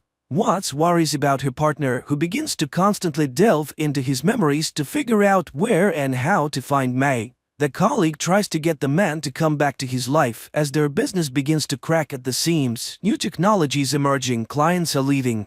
Even Elsa has disappeared somewhere and doesn't come for weeks, and he spends every day in the tank remembering May. He tries to forget her, but she won't come out of his mind. One day he remembers sharing with her his terrible memories of people dying in the surging waves, and she sympathized and understood him. He goes around places where he might have known something about May, but he gets the impression that the woman never existed. And the more truth he learns about his beloved, the more he doubts that he ever knew her at all. He goes back again and again to the time when they were together. Once he noticed bruises on her arm, but she excused herself by working hard in high heels. He had told her about the war and the trenches, and only now knows what true happiness is.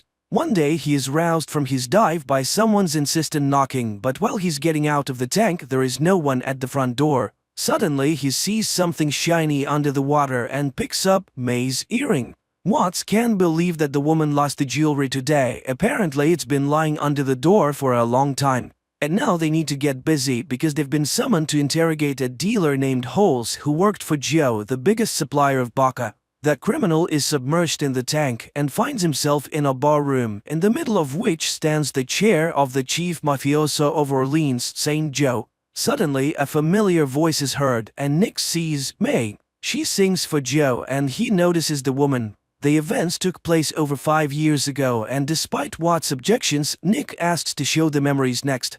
May is introduced to Joe and he offers her vodka. May refuses, which enrages Holes, but Joe offers to apologize to the woman, and Joe's underling aims a gun at him. He apologizes and Joe treats May to vodka again, and this time she agrees. At this moment, one of the police officers, losing his patience, pushes Nick away and asks Holes the main questions, but the bandit's brain shuts down and the officers ask Nick to bring the criminal's mind back. Nick again asks to see May, and a scene emerges where the girl reminds him of what she once was, poor but clean and conscientious, but then she tried vodka and lost herself.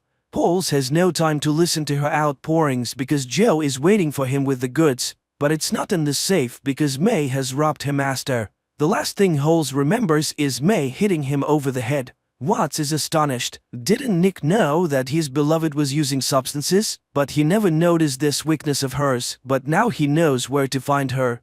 Nick goes to New Orleans, tormented by the thought that he didn't know the woman he loved at all. He comes to Joe, but he's greeted with distrust because he reeks of the military from a mile away. And Joe was once the one who was left to die in the tide by the military. He gives an order to drown Nick in the fish tank until he tells him the real reason for his visit. Nick confesses that he is looking for May, but this causes the merchant to laugh. Is it all because of this woman? He knows what she took from him, substances and money, but what did she want with Nick?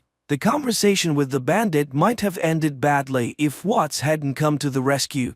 A first-rate marksman, she quickly incapacitated Joe's fighters, shooting the mobster's favorite aquarium in the process.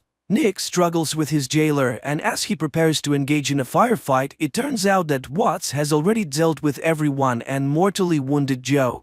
By the request of the wounded man, the woman finishes him off, and the pair leave. But now Nick agonizes over the question, why did May come to him? He recalls telling her about the plates on which memories were recorded, and May shared one of them. When London flooded, she swam to Miami. But she didn't have a place to stay, so she somehow fell asleep on the boat. Someone untied her and the woman was swept out into the ocean. She would have died if she hadn't stumbled upon a lonely white house in the middle of the water, not far from Florida Keys. The woman who lived there put her back on her feet, and it was the best thing that ever happened to her. And Nick had the memory of a song his grandfather sang, and he sang it for May. Nick plunges back into his memories again and again to figure out what the con artist stole. Watts can't understand his obsession. What does he have that May went to imitate a relationship for? Watts recalls May's last visit. At the time, the woman offered her alcohol because she wanted to fix the relationship. She saw that she didn't like her colleague Nick and candidly admits that she was addicted. To this, Watts admits that she worked in supply after the war. She needed to feed her daughter, so she went to soldier drones for the army. The woman then abused and once caused a fire. Her daughter was taken away by the relatives and Watts went back to the bottle. But thanks to Nick, she didn't drown in it. Feeling bad, Watts went to the bathroom, leaving May alone in the room. And she took advantage of this and broke into the vault using the access code, Nick's grandfather's tune. And that means the woman has been studying it hard and has been preparing for a robbery for a long time. They look through their file cabinet and discover Elsa's memories are missing. Nick goes looking for the woman and learns from her friend that Elsa was murdered and her baby boy is missing without a trace. The red-headed friend who took the boy was with the killer. Nick is increasingly plagued by the question, who was May really? A con artist? An addict? A murderer?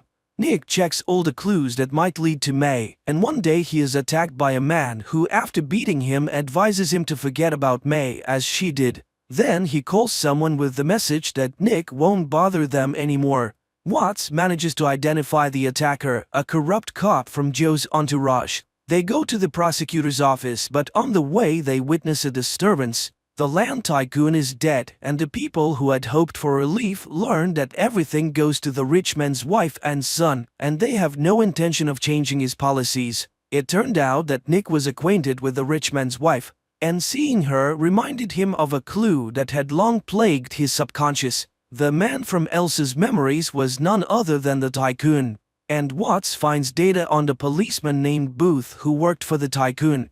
Nick recognized him because the rich man's wife Tamara had once approached Nick as well, and then the rich man said the same words that Elsa had later said.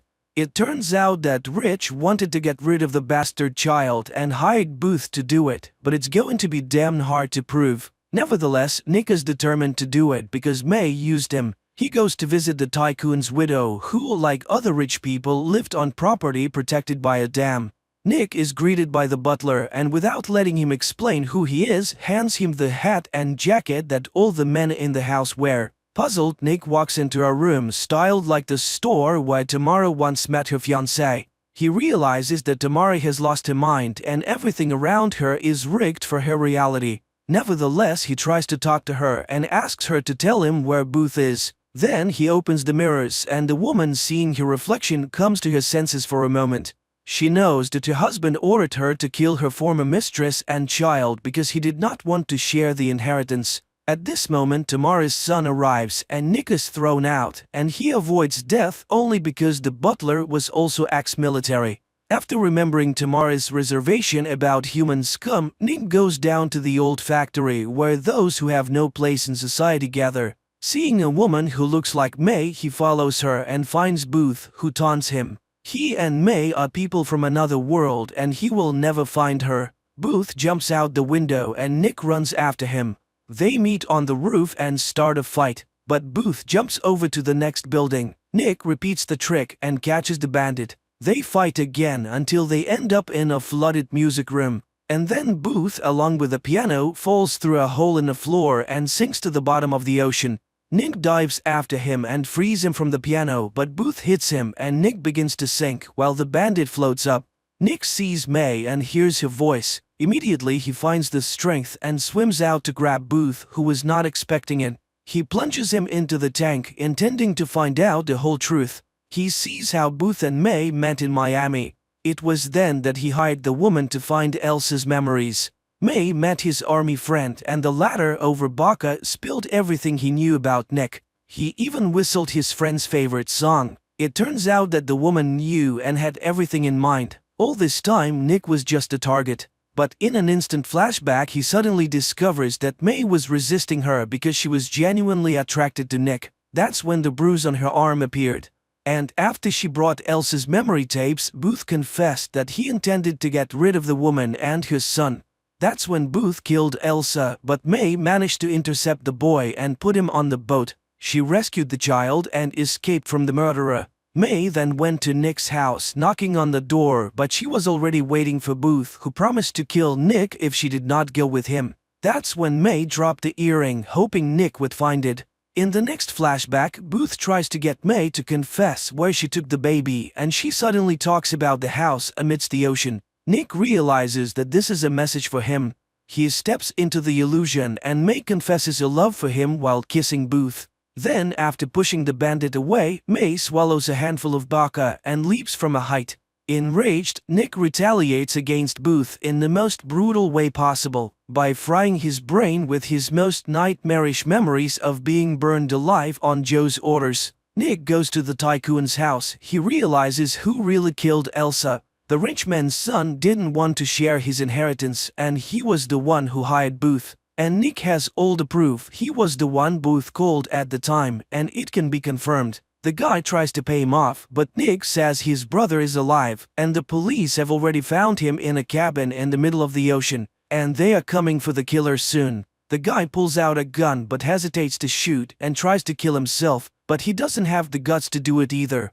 Nick goes to Watts, who now works at the hospital, and confesses to killing Booth. He hands over the records of Elsa and May's murders and asks that it be given to the prosecutor's office. He regrets missing out on many good things and asks Watts to find his daughter and be with her. The news of the tycoon's son's crime was the last drop that overflowed the cup of people's patience, and a riot broke out in the town. But Nick withdrew from it all into memories, reliving again and again the happy moments of meeting May. Now elderly Watts and her granddaughter often come to his receptacle, while Nick tells May the story of Orpheus and Eurydice.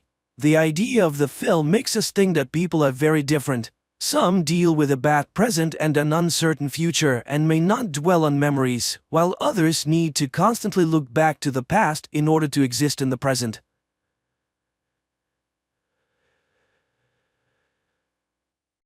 Mid-21st century, after conquering the moon, people desired more, and Mars became the new goal. The first ever manned flight to the Red Planet is underway, led by experienced astronaut Alexander Shapaev. Although the flight itself is successful, upon entering Mars's atmosphere, the landing module is hit by a meteor shower, causing it to encounter a sandstorm. Back on Earth, the head of Central Flight Control, Kovalev, orders Shapaev to take manual control of the module, but this fails to rectify the critical situation. Then, Kovalev commands the activation of the return program and the detachment of the small module from the main ship. However, the equipment fails. Shapaev manually detaches the module, saving the main crew. His colleagues can now return to Earth, but this astronaut cannot. Kovalev is deeply affected by the incident, while his interview about the upcoming Mars mission plays on TV, not foreseeing the tragic outcome. Once, Kovalev and Shapaev dreamed of flying to the Red Planet, but Kovalev never imagined his best friend paying with his life for it. Now, as the flight director, he must inform the world of the disaster. Kovalev steps out to address the gathered journalists. Meanwhile, on Mars, it turns out that although the module is severely damaged, the astronaut is alive. Shapaev establishes communication just as Kovalev announces the astronaut's death on television and his heroic act of saving the main ship and crew. Upon learning this, Kovalev rushes to the communication screen, overjoyed to see his friend alive and well. Later, he begins calculating rescue options and asks Minister Rogachev to expedite the next expedition, which could save Shapaev. The minister is horrified by the impending costs. At the same time, a popular TV host reports the Mars disaster to the president of the television corporation, suggesting a show about space dogs instead of a hopeless report on the man stranded on Mars. However, the president advises delving into this topic and calls Kovalev to propose creating a show with his astronaut. A live broadcast from another planet is sensational. Kovalev is outraged by his cynicism as a man is left utterly alone millions of kilometers from his home planet with little hope for rescue. But the corporation president explains that all funds raised will go towards rescuing astronaut Shapaev, showing the world that people do not abandon their own. Kovalev retreats to his office, where photos of his military comrades reveal that he and Shapaev once served in the army together and have been friends since childhood. Looking at Shapaev's photo, the director announces the start of preparations for the rescue mission. Kovalev learns that only one module section remains intact. On Mars, Shapaev activates a robot to explore the area around the module, while Kovalev finds out that the module's power, designed for 30 months, will actually only last 13. The rescue expedition can be launched in 190 days, aligning with the phases of Mars and Earth. Similar developments exist in China and America. If agreements are reached with them, the rescue can be achieved within 13 months. But Shapaev must survive on extreme rationing. Dissenter psychologist Anna is ready to work with the astronaut as much and whenever needed to help him endure the upcoming year. Meanwhile, on Mars, Shapaev Chapaev's robot detects an unidentifiable movement outside. Anna contacts the astronaut, as it's important to know his psychological state, but Chapaev assures her that everything is fine. After talking with Chapaev, the minister announces that the expedition was a success. Since the module is established on the surface, the astronaut is alive and agrees to participate in the reality show. At Central Flight Control, television crews start their activities. Kovalev's protests are dismissed by the television corporation president, reminding him that this is all for the astronaut's rescue. TV host Grisha advises Chapaev to simply listen to him for the show to succeed. And so,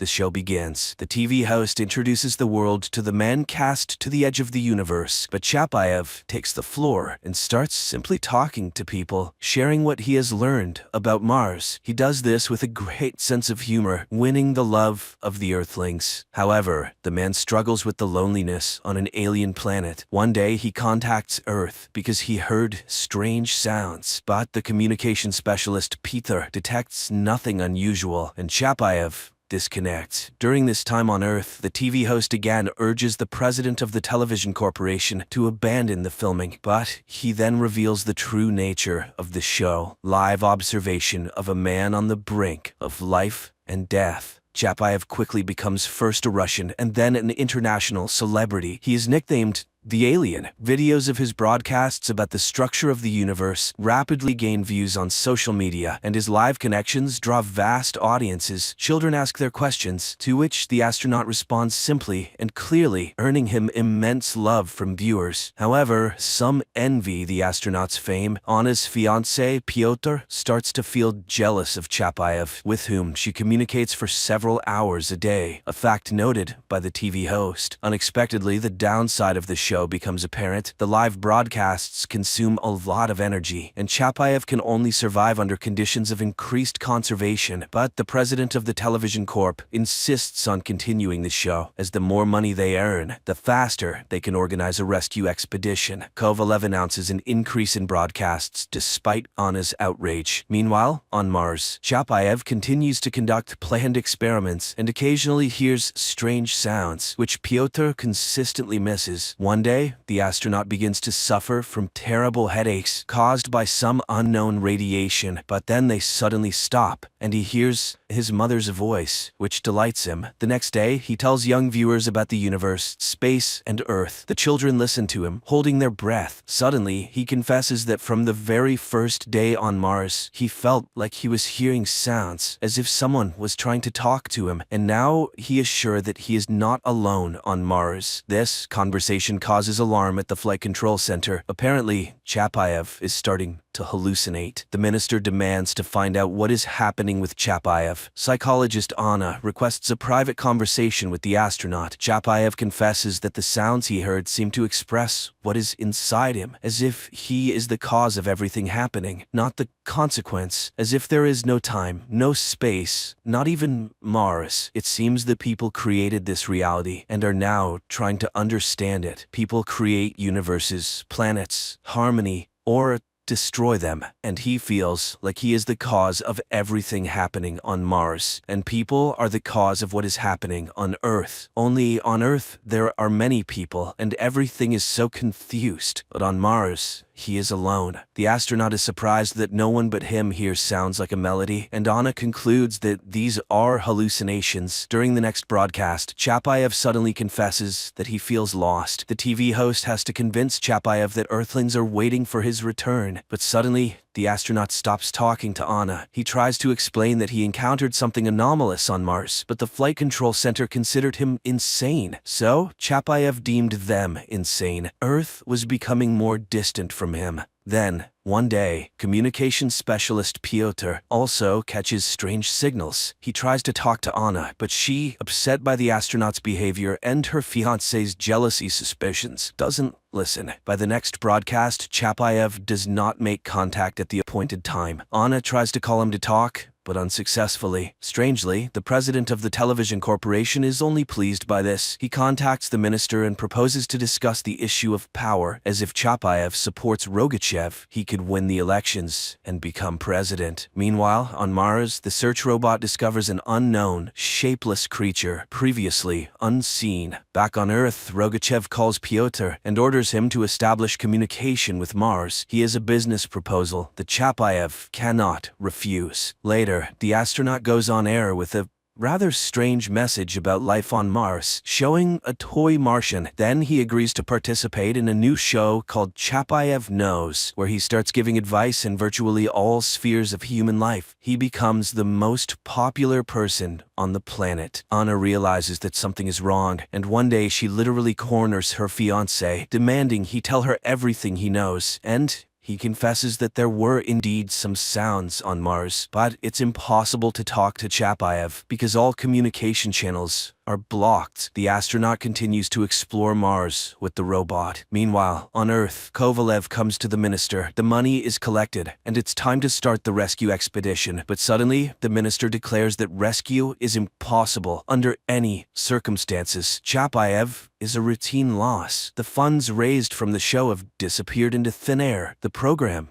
is winding down, and Kovalev is fired. Meanwhile, Chapayev continues to experience headaches from the unintelligible sounds emitted by an unknown entity attacking the module. At the same time, Kovalev approaches the president of the television corporation for help, and he asks to wait until tomorrow. The next day, the show starts with Chapayev urging Earthlings to vote for Rogachev, who has nominated himself for president. But at the moment when the minister is bowing before the monitors, a special forces group bursts into the television center. The broadcast is interrupted, and everyone sees that it was not Chapayev, but the TV host addressing the people. It turns out that a duplicate of the module was built in one of the television studios, and a computer model of the astronaut was created. The police began an investigation to identify the client of this monstrous scam, asserting that there was no accident on Mars, and thus, no astronaut. Supposedly, the entire story was invented for the show. Kovalev is in despair. All hope has fallen. He won't be able to save his friend. Meanwhile,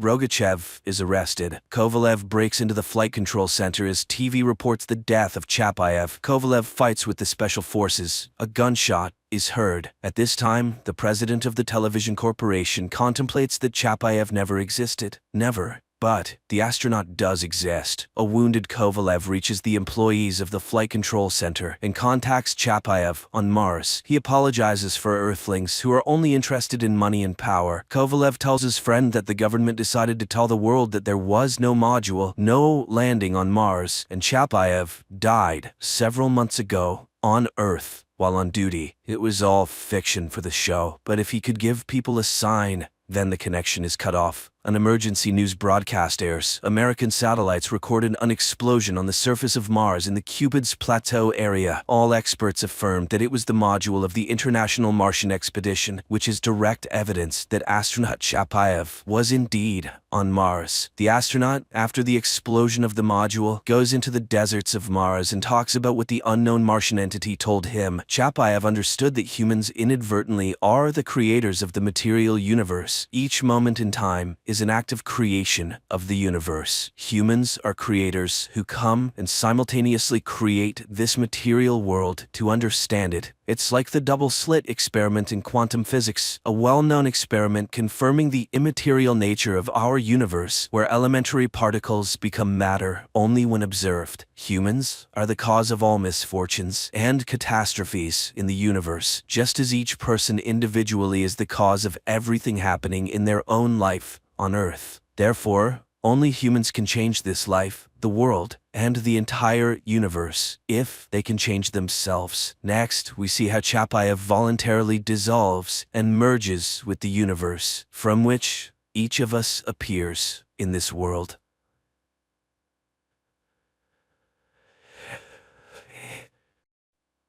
After a young priest arrives on an isolated island, supernatural events, incredible miracles, and frightening omens begin to occur. And it turns out that all of this is caused by the blood of an angel, which turns people who drink it into demons. Riley Flynn looks in horror at the girl hit by his car. The man realizes he is guilty because he was drunk, but there is nothing he can do about it. Later, the man freely admits his guilt and goes to prison, where every night before going to sleep he sees the girl he killed. 4 years have passed. Riley's mother, Annie, eagerly awaits his son's arrival in his homeland, a fishing village on Crockett Island off the coast of Washington state, and raises her youngest son, Warren, forbidding him to go to the peat bogs. But the boy wouldn't listen to her lecturing, and having met his friends, he goes to the forbidden place because no one will prevent the young people there from trying illegal substances and having a great time. They buy the stuff from a local dealer and go to the peat bogs. On the way, the guys stop at the house where Lisa lives. The girl cannot walk. She refuses the offered treat, and the trio goes on their way. At this time, a young man with a huge box locked with padlocks enters the door of the local priest's house.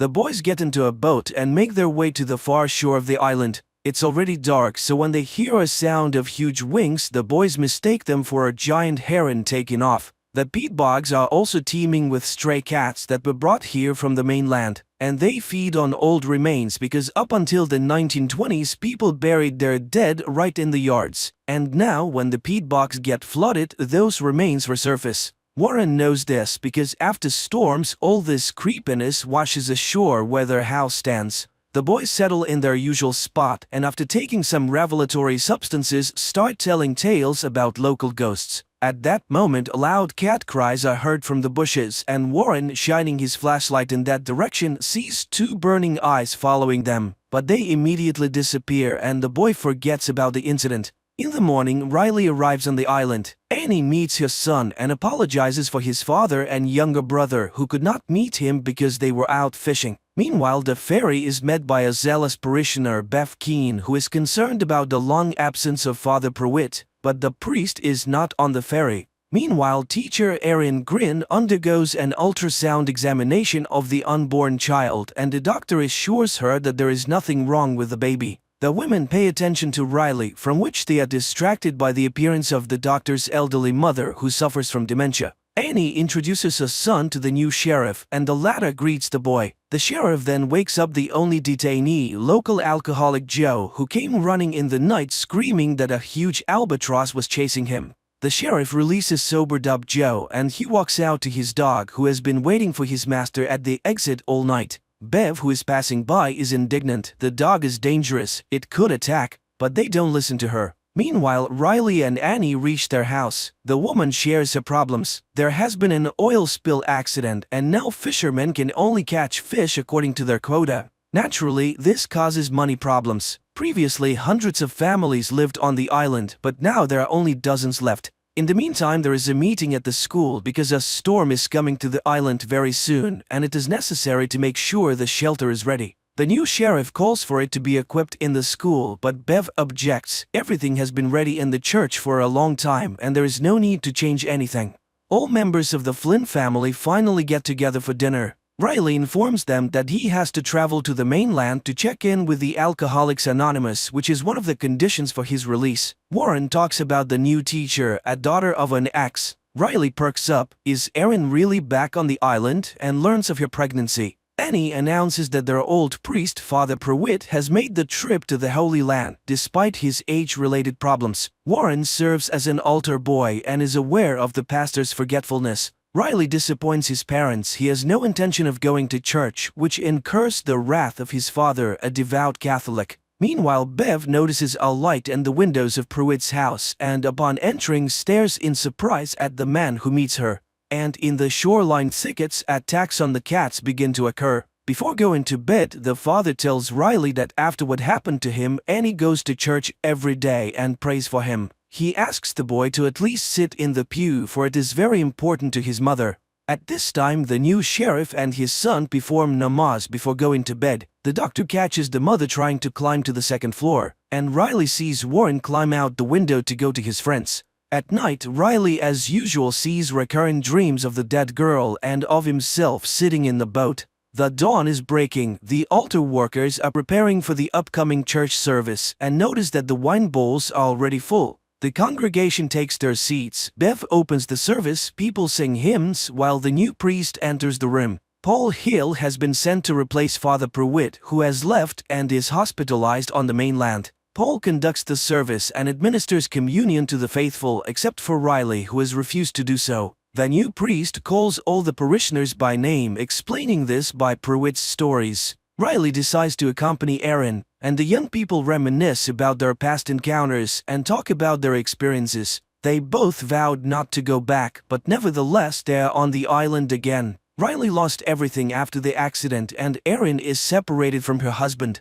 The man admits that he read all about different religions while he was in prison because he hoped to find God, but ended up being an atheist. And here he is of no use to anyone and doesn't know how to move on. In the evening, the storm comes to the island, and Riley sees what looks like Father Pruitt walking along the beach. But when he goes out to look, he finds no one. And in the morning, people find hundreds of dead cats on the beach. The citizens cannot determine the cause of death of these animals, although the sheriff suggests some kind of disease, until he discovers that there is not a drop of blood in their bodies. Riley admits to seeing Monsignor Pruitt at night, but nobody believes him. Later, the man travels to the mainland while Father Paul holds a service, but the church is almost empty. Of the regular parishioners, there's only Lisa, the mayor's paralyzed daughter. The priest gives her communion, then walks her home and learns that the girl's mutilation is the result of an accidental shooting by drunk Joe.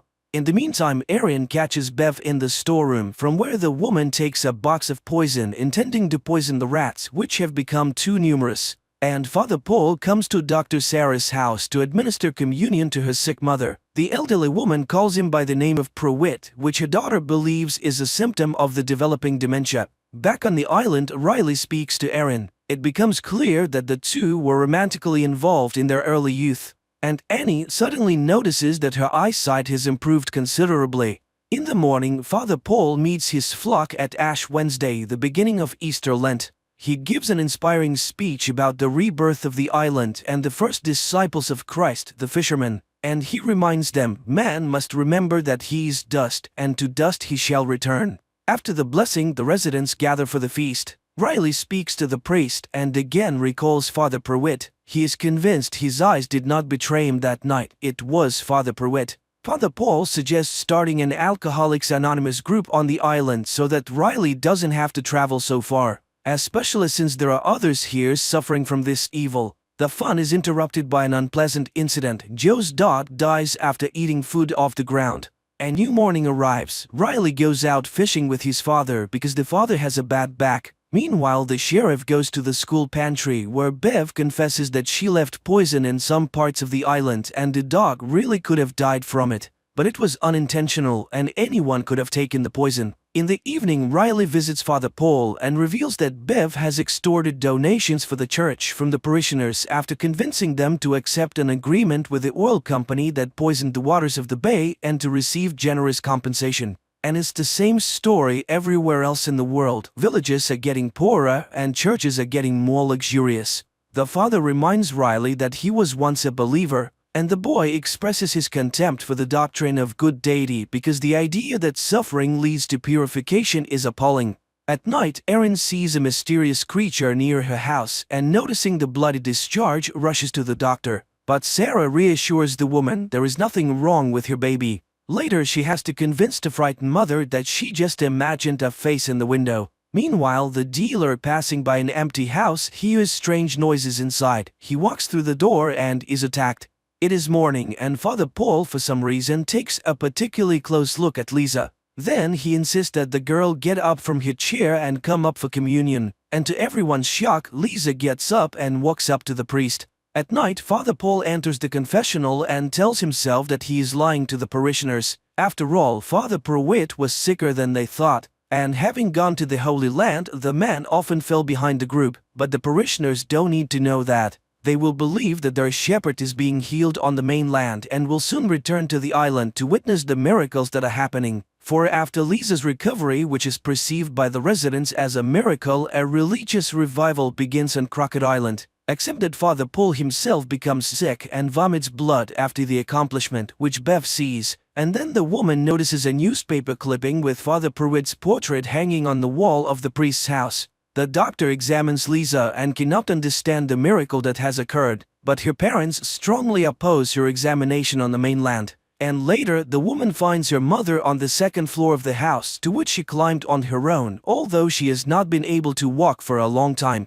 Meanwhile, suffering people begin to converge on the church, which pleases Bev immensely but displeases Father Paul. He doesn't need the publicity, especially since many, including Riley, think it's a misdiagnosis by doctors. But that same evening, a miracle happens to his father. The man suddenly stops having back pain and even asks his wife to dance. At this time, Lisa summons Warren and the couple runs off to have fun, and Riley goes to Aaron. More and more parishioners come to the morning mass, and one day Warren catches Father Paul pouring some kind of liquid into the wine, and during the sermon the priest suddenly collapses without feeling. The story shifts to the time of Father Paul's confession, in which he tells the true story of Monsignor Pruitt. After a visit to Jerusalem near Damascus, he was caught in a sandstorm and took refuge in ancient ruins. This is where Father Paul comes to his senses. He is examined by Sarah, though the man is against any intervention. Meanwhile, the sheriff finds a Bible in his son Ali's possession,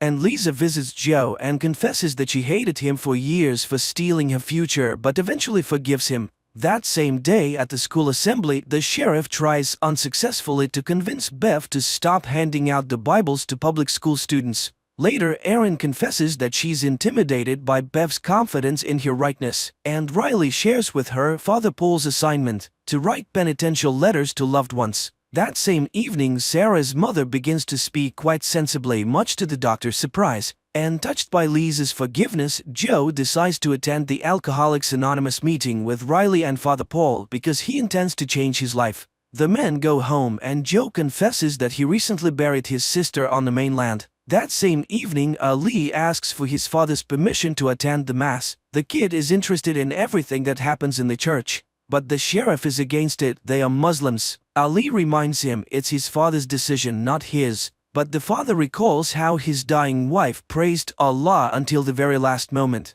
God cannot decide who gets a miracle and who does not. The sheriff turns off the light and jumps away from the window because behind it is a pale face, but the next moment there is nothing. In the meantime, Father Paul collapses in front of Bev and the congregation and dies coughing up blood. The action carries over to the moment when Pruitt takes refuge in the dark cave. He burns matches, trying to make out the room where he is trapped, and suddenly sees two burning eyes. Then he is attacked by a nightmarish creature that sucks his blood and drinks his own blood in return. The priest concludes that it is an angel because when he wakes up in the morning, Pruitt finds that he is young again. So he decided to take his savior with him. He rode ahead, waiting for the angel to catch up with him. And he was very much afraid that the angel would disappear. Here on the island he hid it from everyone and lied to the parishioners because he was Father Pruitt. The next moment the priest comes back to life. During a scheduled checkup, the doctor informs Erin that her uterus is empty. It was probably a miscarriage. The woman is shocked. How could she not have noticed it at such a late stage? Meanwhile, Bev cancels the mass and her assistant notices the incredible resemblance between Father Paul and Monsignor Pruitt. She is convinced of the miracle and the others are simply frightened. Bev enters the priest's room and discovers that he cannot stand the light. It is also as if he can feel God inside him. Bev persuades him to manifest the miracle to his new apostles.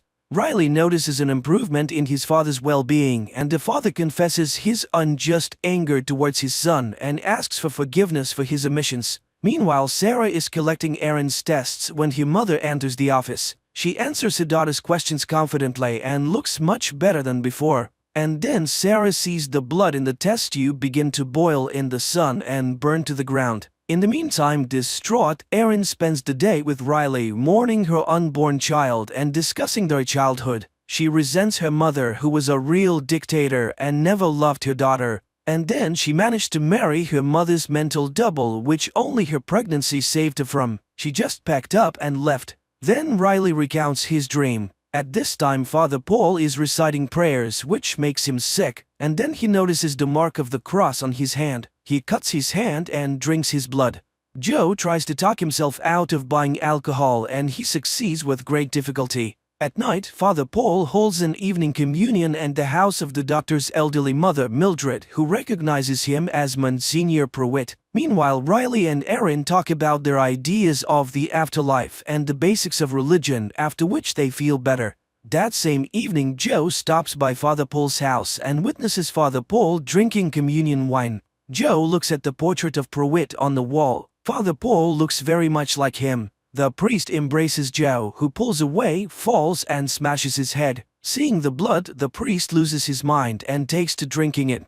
In the morning, Riley explains that his dream has changed, Erin has appeared in it, and the woman is sent to the mainland to another doctor. Meanwhile, Bev discovers Joe's dead body and exhausted Father Paul. She asks the mayor's wife to sing hymns, and she herself orders a couple of parishioners to dispose of the corpse. Bev believes that the priest's actions are justified and that his resurrection is a foreshadowing of Christ's second coming. At this time, Erin hears an expert opinion of the doctor who doubts that the pregnancy was real. By evening, Father Paul feels good again. He holds an Alcoholic Anonymous meeting explaining Joe's absence by his trip to see his sister, but Riley knows that this is not true and leaves the meeting confused. When he arrives home, he tells his mother about the priest's lies. At night, Father Paul is visited by Angel, who begins to fill the goblet with his blood, while Riley, determined to deal with it, returns to the recreation center. He opens the doors and is attacked by Angel. In the morning, Sarah's mother impresses her daughter with her blooming appearance, and the sheriff is approached by the mother of the missing dealer, who asks him to track down her son.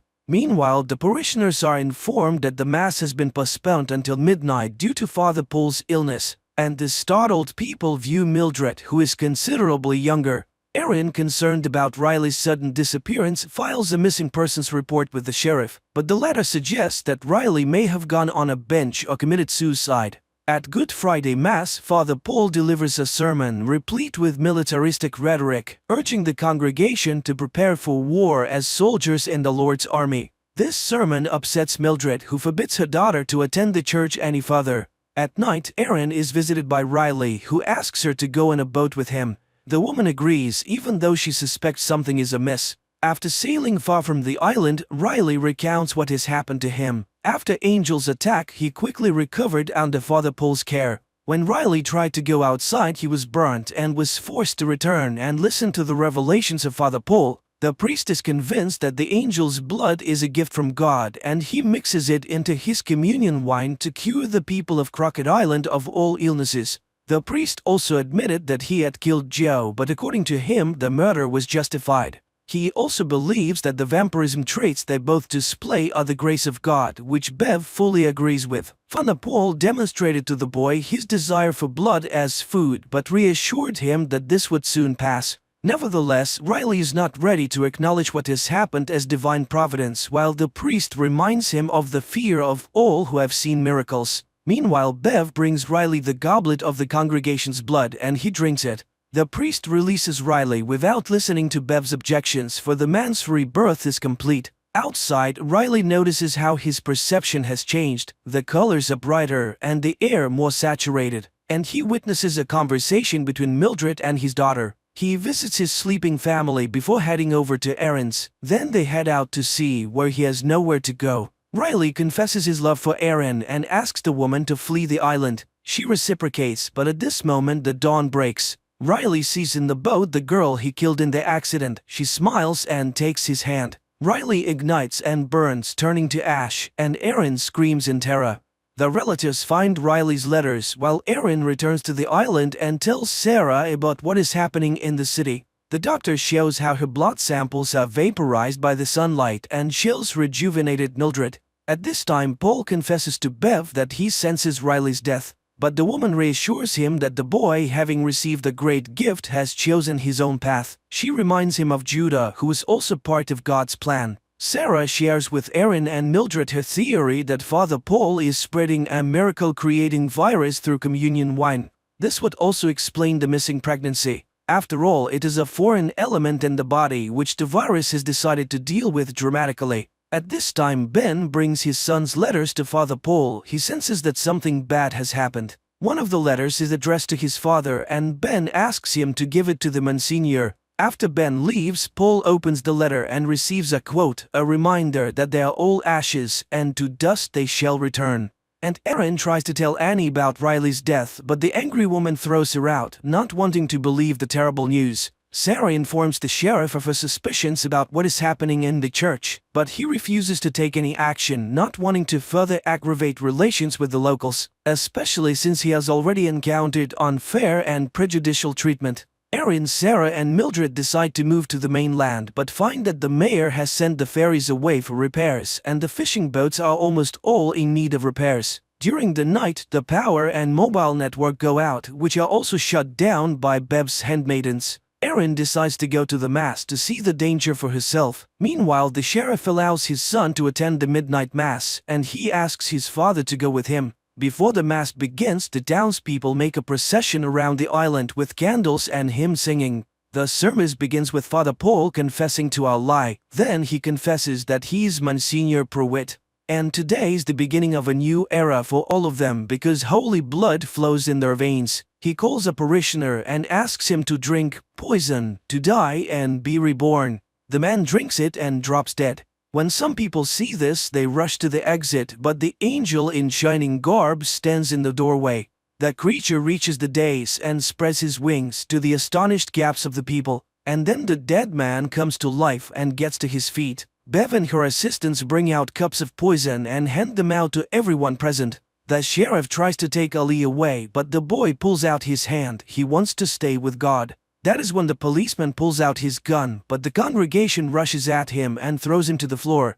The boy, in spite of his father's screams, drinks the poison. Lisa's parents do the same, but the girl refuses. Unimaginable things are happening all around. Some are drinking the poison, the others are pushing the cups away. Then Mildred raises the sheriff's gun and shoots Father Paul in the head. A vampire attacks her and carries her away in his claws from the church. Bev orders the doors to be locked. Meanwhile, Ali comes back to life. The dead parishioners are resurrected as vampires and hungry attack those who have not drunk the poison. All hell breaks loose with screams and blood everywhere. Ed turns into a vampire and Sheriff Erin, Lisa, Sarah, Warren, and Annie flee. But Bev gets in their way. Erin shoots her, after which the group escapes. Father Paul regains consciousness while resurrected Bev and her assistants send vampires to attack the townspeople who are not present at the church. After the parishioners turned vampires have left the church, Father Paul is resurrected and, disappointed by the outcome of the mass, removes his robes and remains sitting alone on the steps of the altar of the bloody church, looking at Mildred, who has also turned.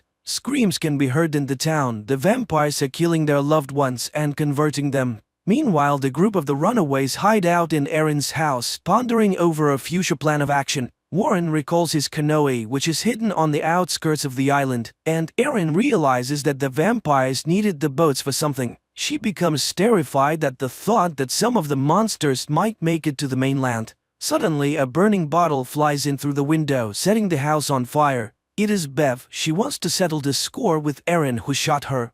To allow the group to escape, Annie distracts the attackers by exposing Bev's motives. She is just jealous that God loves everyone without singling her out. Bev, who is always so right and so good, must be furious. Then Annie commits suicide by seducing the vampires with her blood. Meanwhile, John Pruitt recalls his affair with Mildred, which resulted in the birth of Sarah, who was forced to live with her fake father as such circumstances were unacceptable for the pastor. The priest admits that the main reason for bringing Angel to the island was his desire to cure Mildred and live in peace with her and his daughter as a full family. The survivors decide to split up. The adults go to burn the boats prepared by the vampires to leave for the mainland to spread vampirism, while Lisa and Warren flee toward the peat bogs where the younger Flynn's canoe is stored. Along the way, they encounter other vampires more than once, attacking innocent people who have not attended the midnight mass. Drunk on blood, Bev proposes not to extinguish the house, but instead to burn every building on the island, following the biblical story of the end of the world and the Ark, which will be the building of the rehabilitation center. She and her assistant go to burn the city, unaware that some converts who have not lost their reason and morals refuse to kill. Among them are Riley's parents, who find each other in the middle of the night. The sheriff, Erin, and Sarah meanwhile set fire to the boats, and Lisa and Warren hide in an abandoned house, unaware that they have entered the lair of the beast. The girl lights a match and sees the angel drinking blood of the man dragged into the house. Lisa shoots the monster, but he's so engrossed in what he's doing that he doesn't even notice them. Then Lisa douses the room with fuel, and walking out the door they set fire to the house, but the angel breaks free and flies off into the night. At this time, Bev has already prepared a center for the converts to wait out the dawn and calls them out with the sound of a bell. She quotes statements about the Ark, but Pruitt abandons her idea and is unwilling to be the leader of the converts. Bev reports that the boats are burned, while Lisa and Warren mentally say goodbye to their families and get into their canoe. Bev takes command and throws the atheist convert out of the Ark, mocking his desire to save himself with the believers. Monsignor, on the other hand, invites the man to stay in the church, for God loves everyone regardless of their views because everyone is worthy of salvation. But once inside the church, John sees Sarah, who is going to burn everything with kerosene and a lighter. He confesses that he's her father and regrets that he didn't get to know her better. But at that moment, one of Bev's underlings shoots Sarah. Enraged, Pruitt attacks him, wanting to kill him, but stops himself in time, remembering who he is and where he is. John tries to save Sarah and lets her drink his blood to turn her into a vampire, but she spits it back out, wanting to die human. John and Mildred mourn their daughter's death. They take her body, burn the church, and leave for the bridge by the river, a memorable place where Sarah often played as a child. Meanwhile, the walls of the rehab center are doused with kerosene by the surviving sheriff. Bev mocks the sheriff's religion and shoots him, and Erin emerges from the building, spilling kerosene inside, but is picked up by a flying vampire, taking her aside and gnawing at her neck. But then Ali picks up the lighter and throws it into the building. Bev takes another shot at the sheriff, but his son rushes to the man and takes him away. Realizing that there are no more places to wait out the dawn, the converts disperse, wanting to spend their last moments with their loved ones. Slowly dying, Erin shreds the wings of the blood-sucking vampire with a knife, after which the vampire struggles to rise into the air. He is spotted by Lisa and Warren, who are watching the shore from the boat, and they note the monster's slow speed and that he's unlikely to make it to the mainland before dawn. Erin dies looking up at the stars and remembering Riley. Bev leaves to meet the dawn on the beach. The wounded sheriff and his son also go to the shore, where together they begin to pray, adhering to their native religion. Monsignor Pruitt and Mildred sit on the bridge holding Sarah's body. The father renounces the church and begs his beloved for forgiveness. Finally, dawn breaks. Ali burns in the sunlight, sitting by his father's dead body. Desperate, Bev tries to dig a shelter in the sand and burns up in hysterics. Riley's parents, in a crowd of similarly converted people, greet the dawn by singing hymns praising the Lord. All the islanders burn while Pruitt and Mildred kiss against the rising sun. The only survivors, Lisa and Warren, watch the fire. Suddenly, the girl confesses that she can no longer feel her legs. And that's the end of the series. Write in the comments what you think of this series.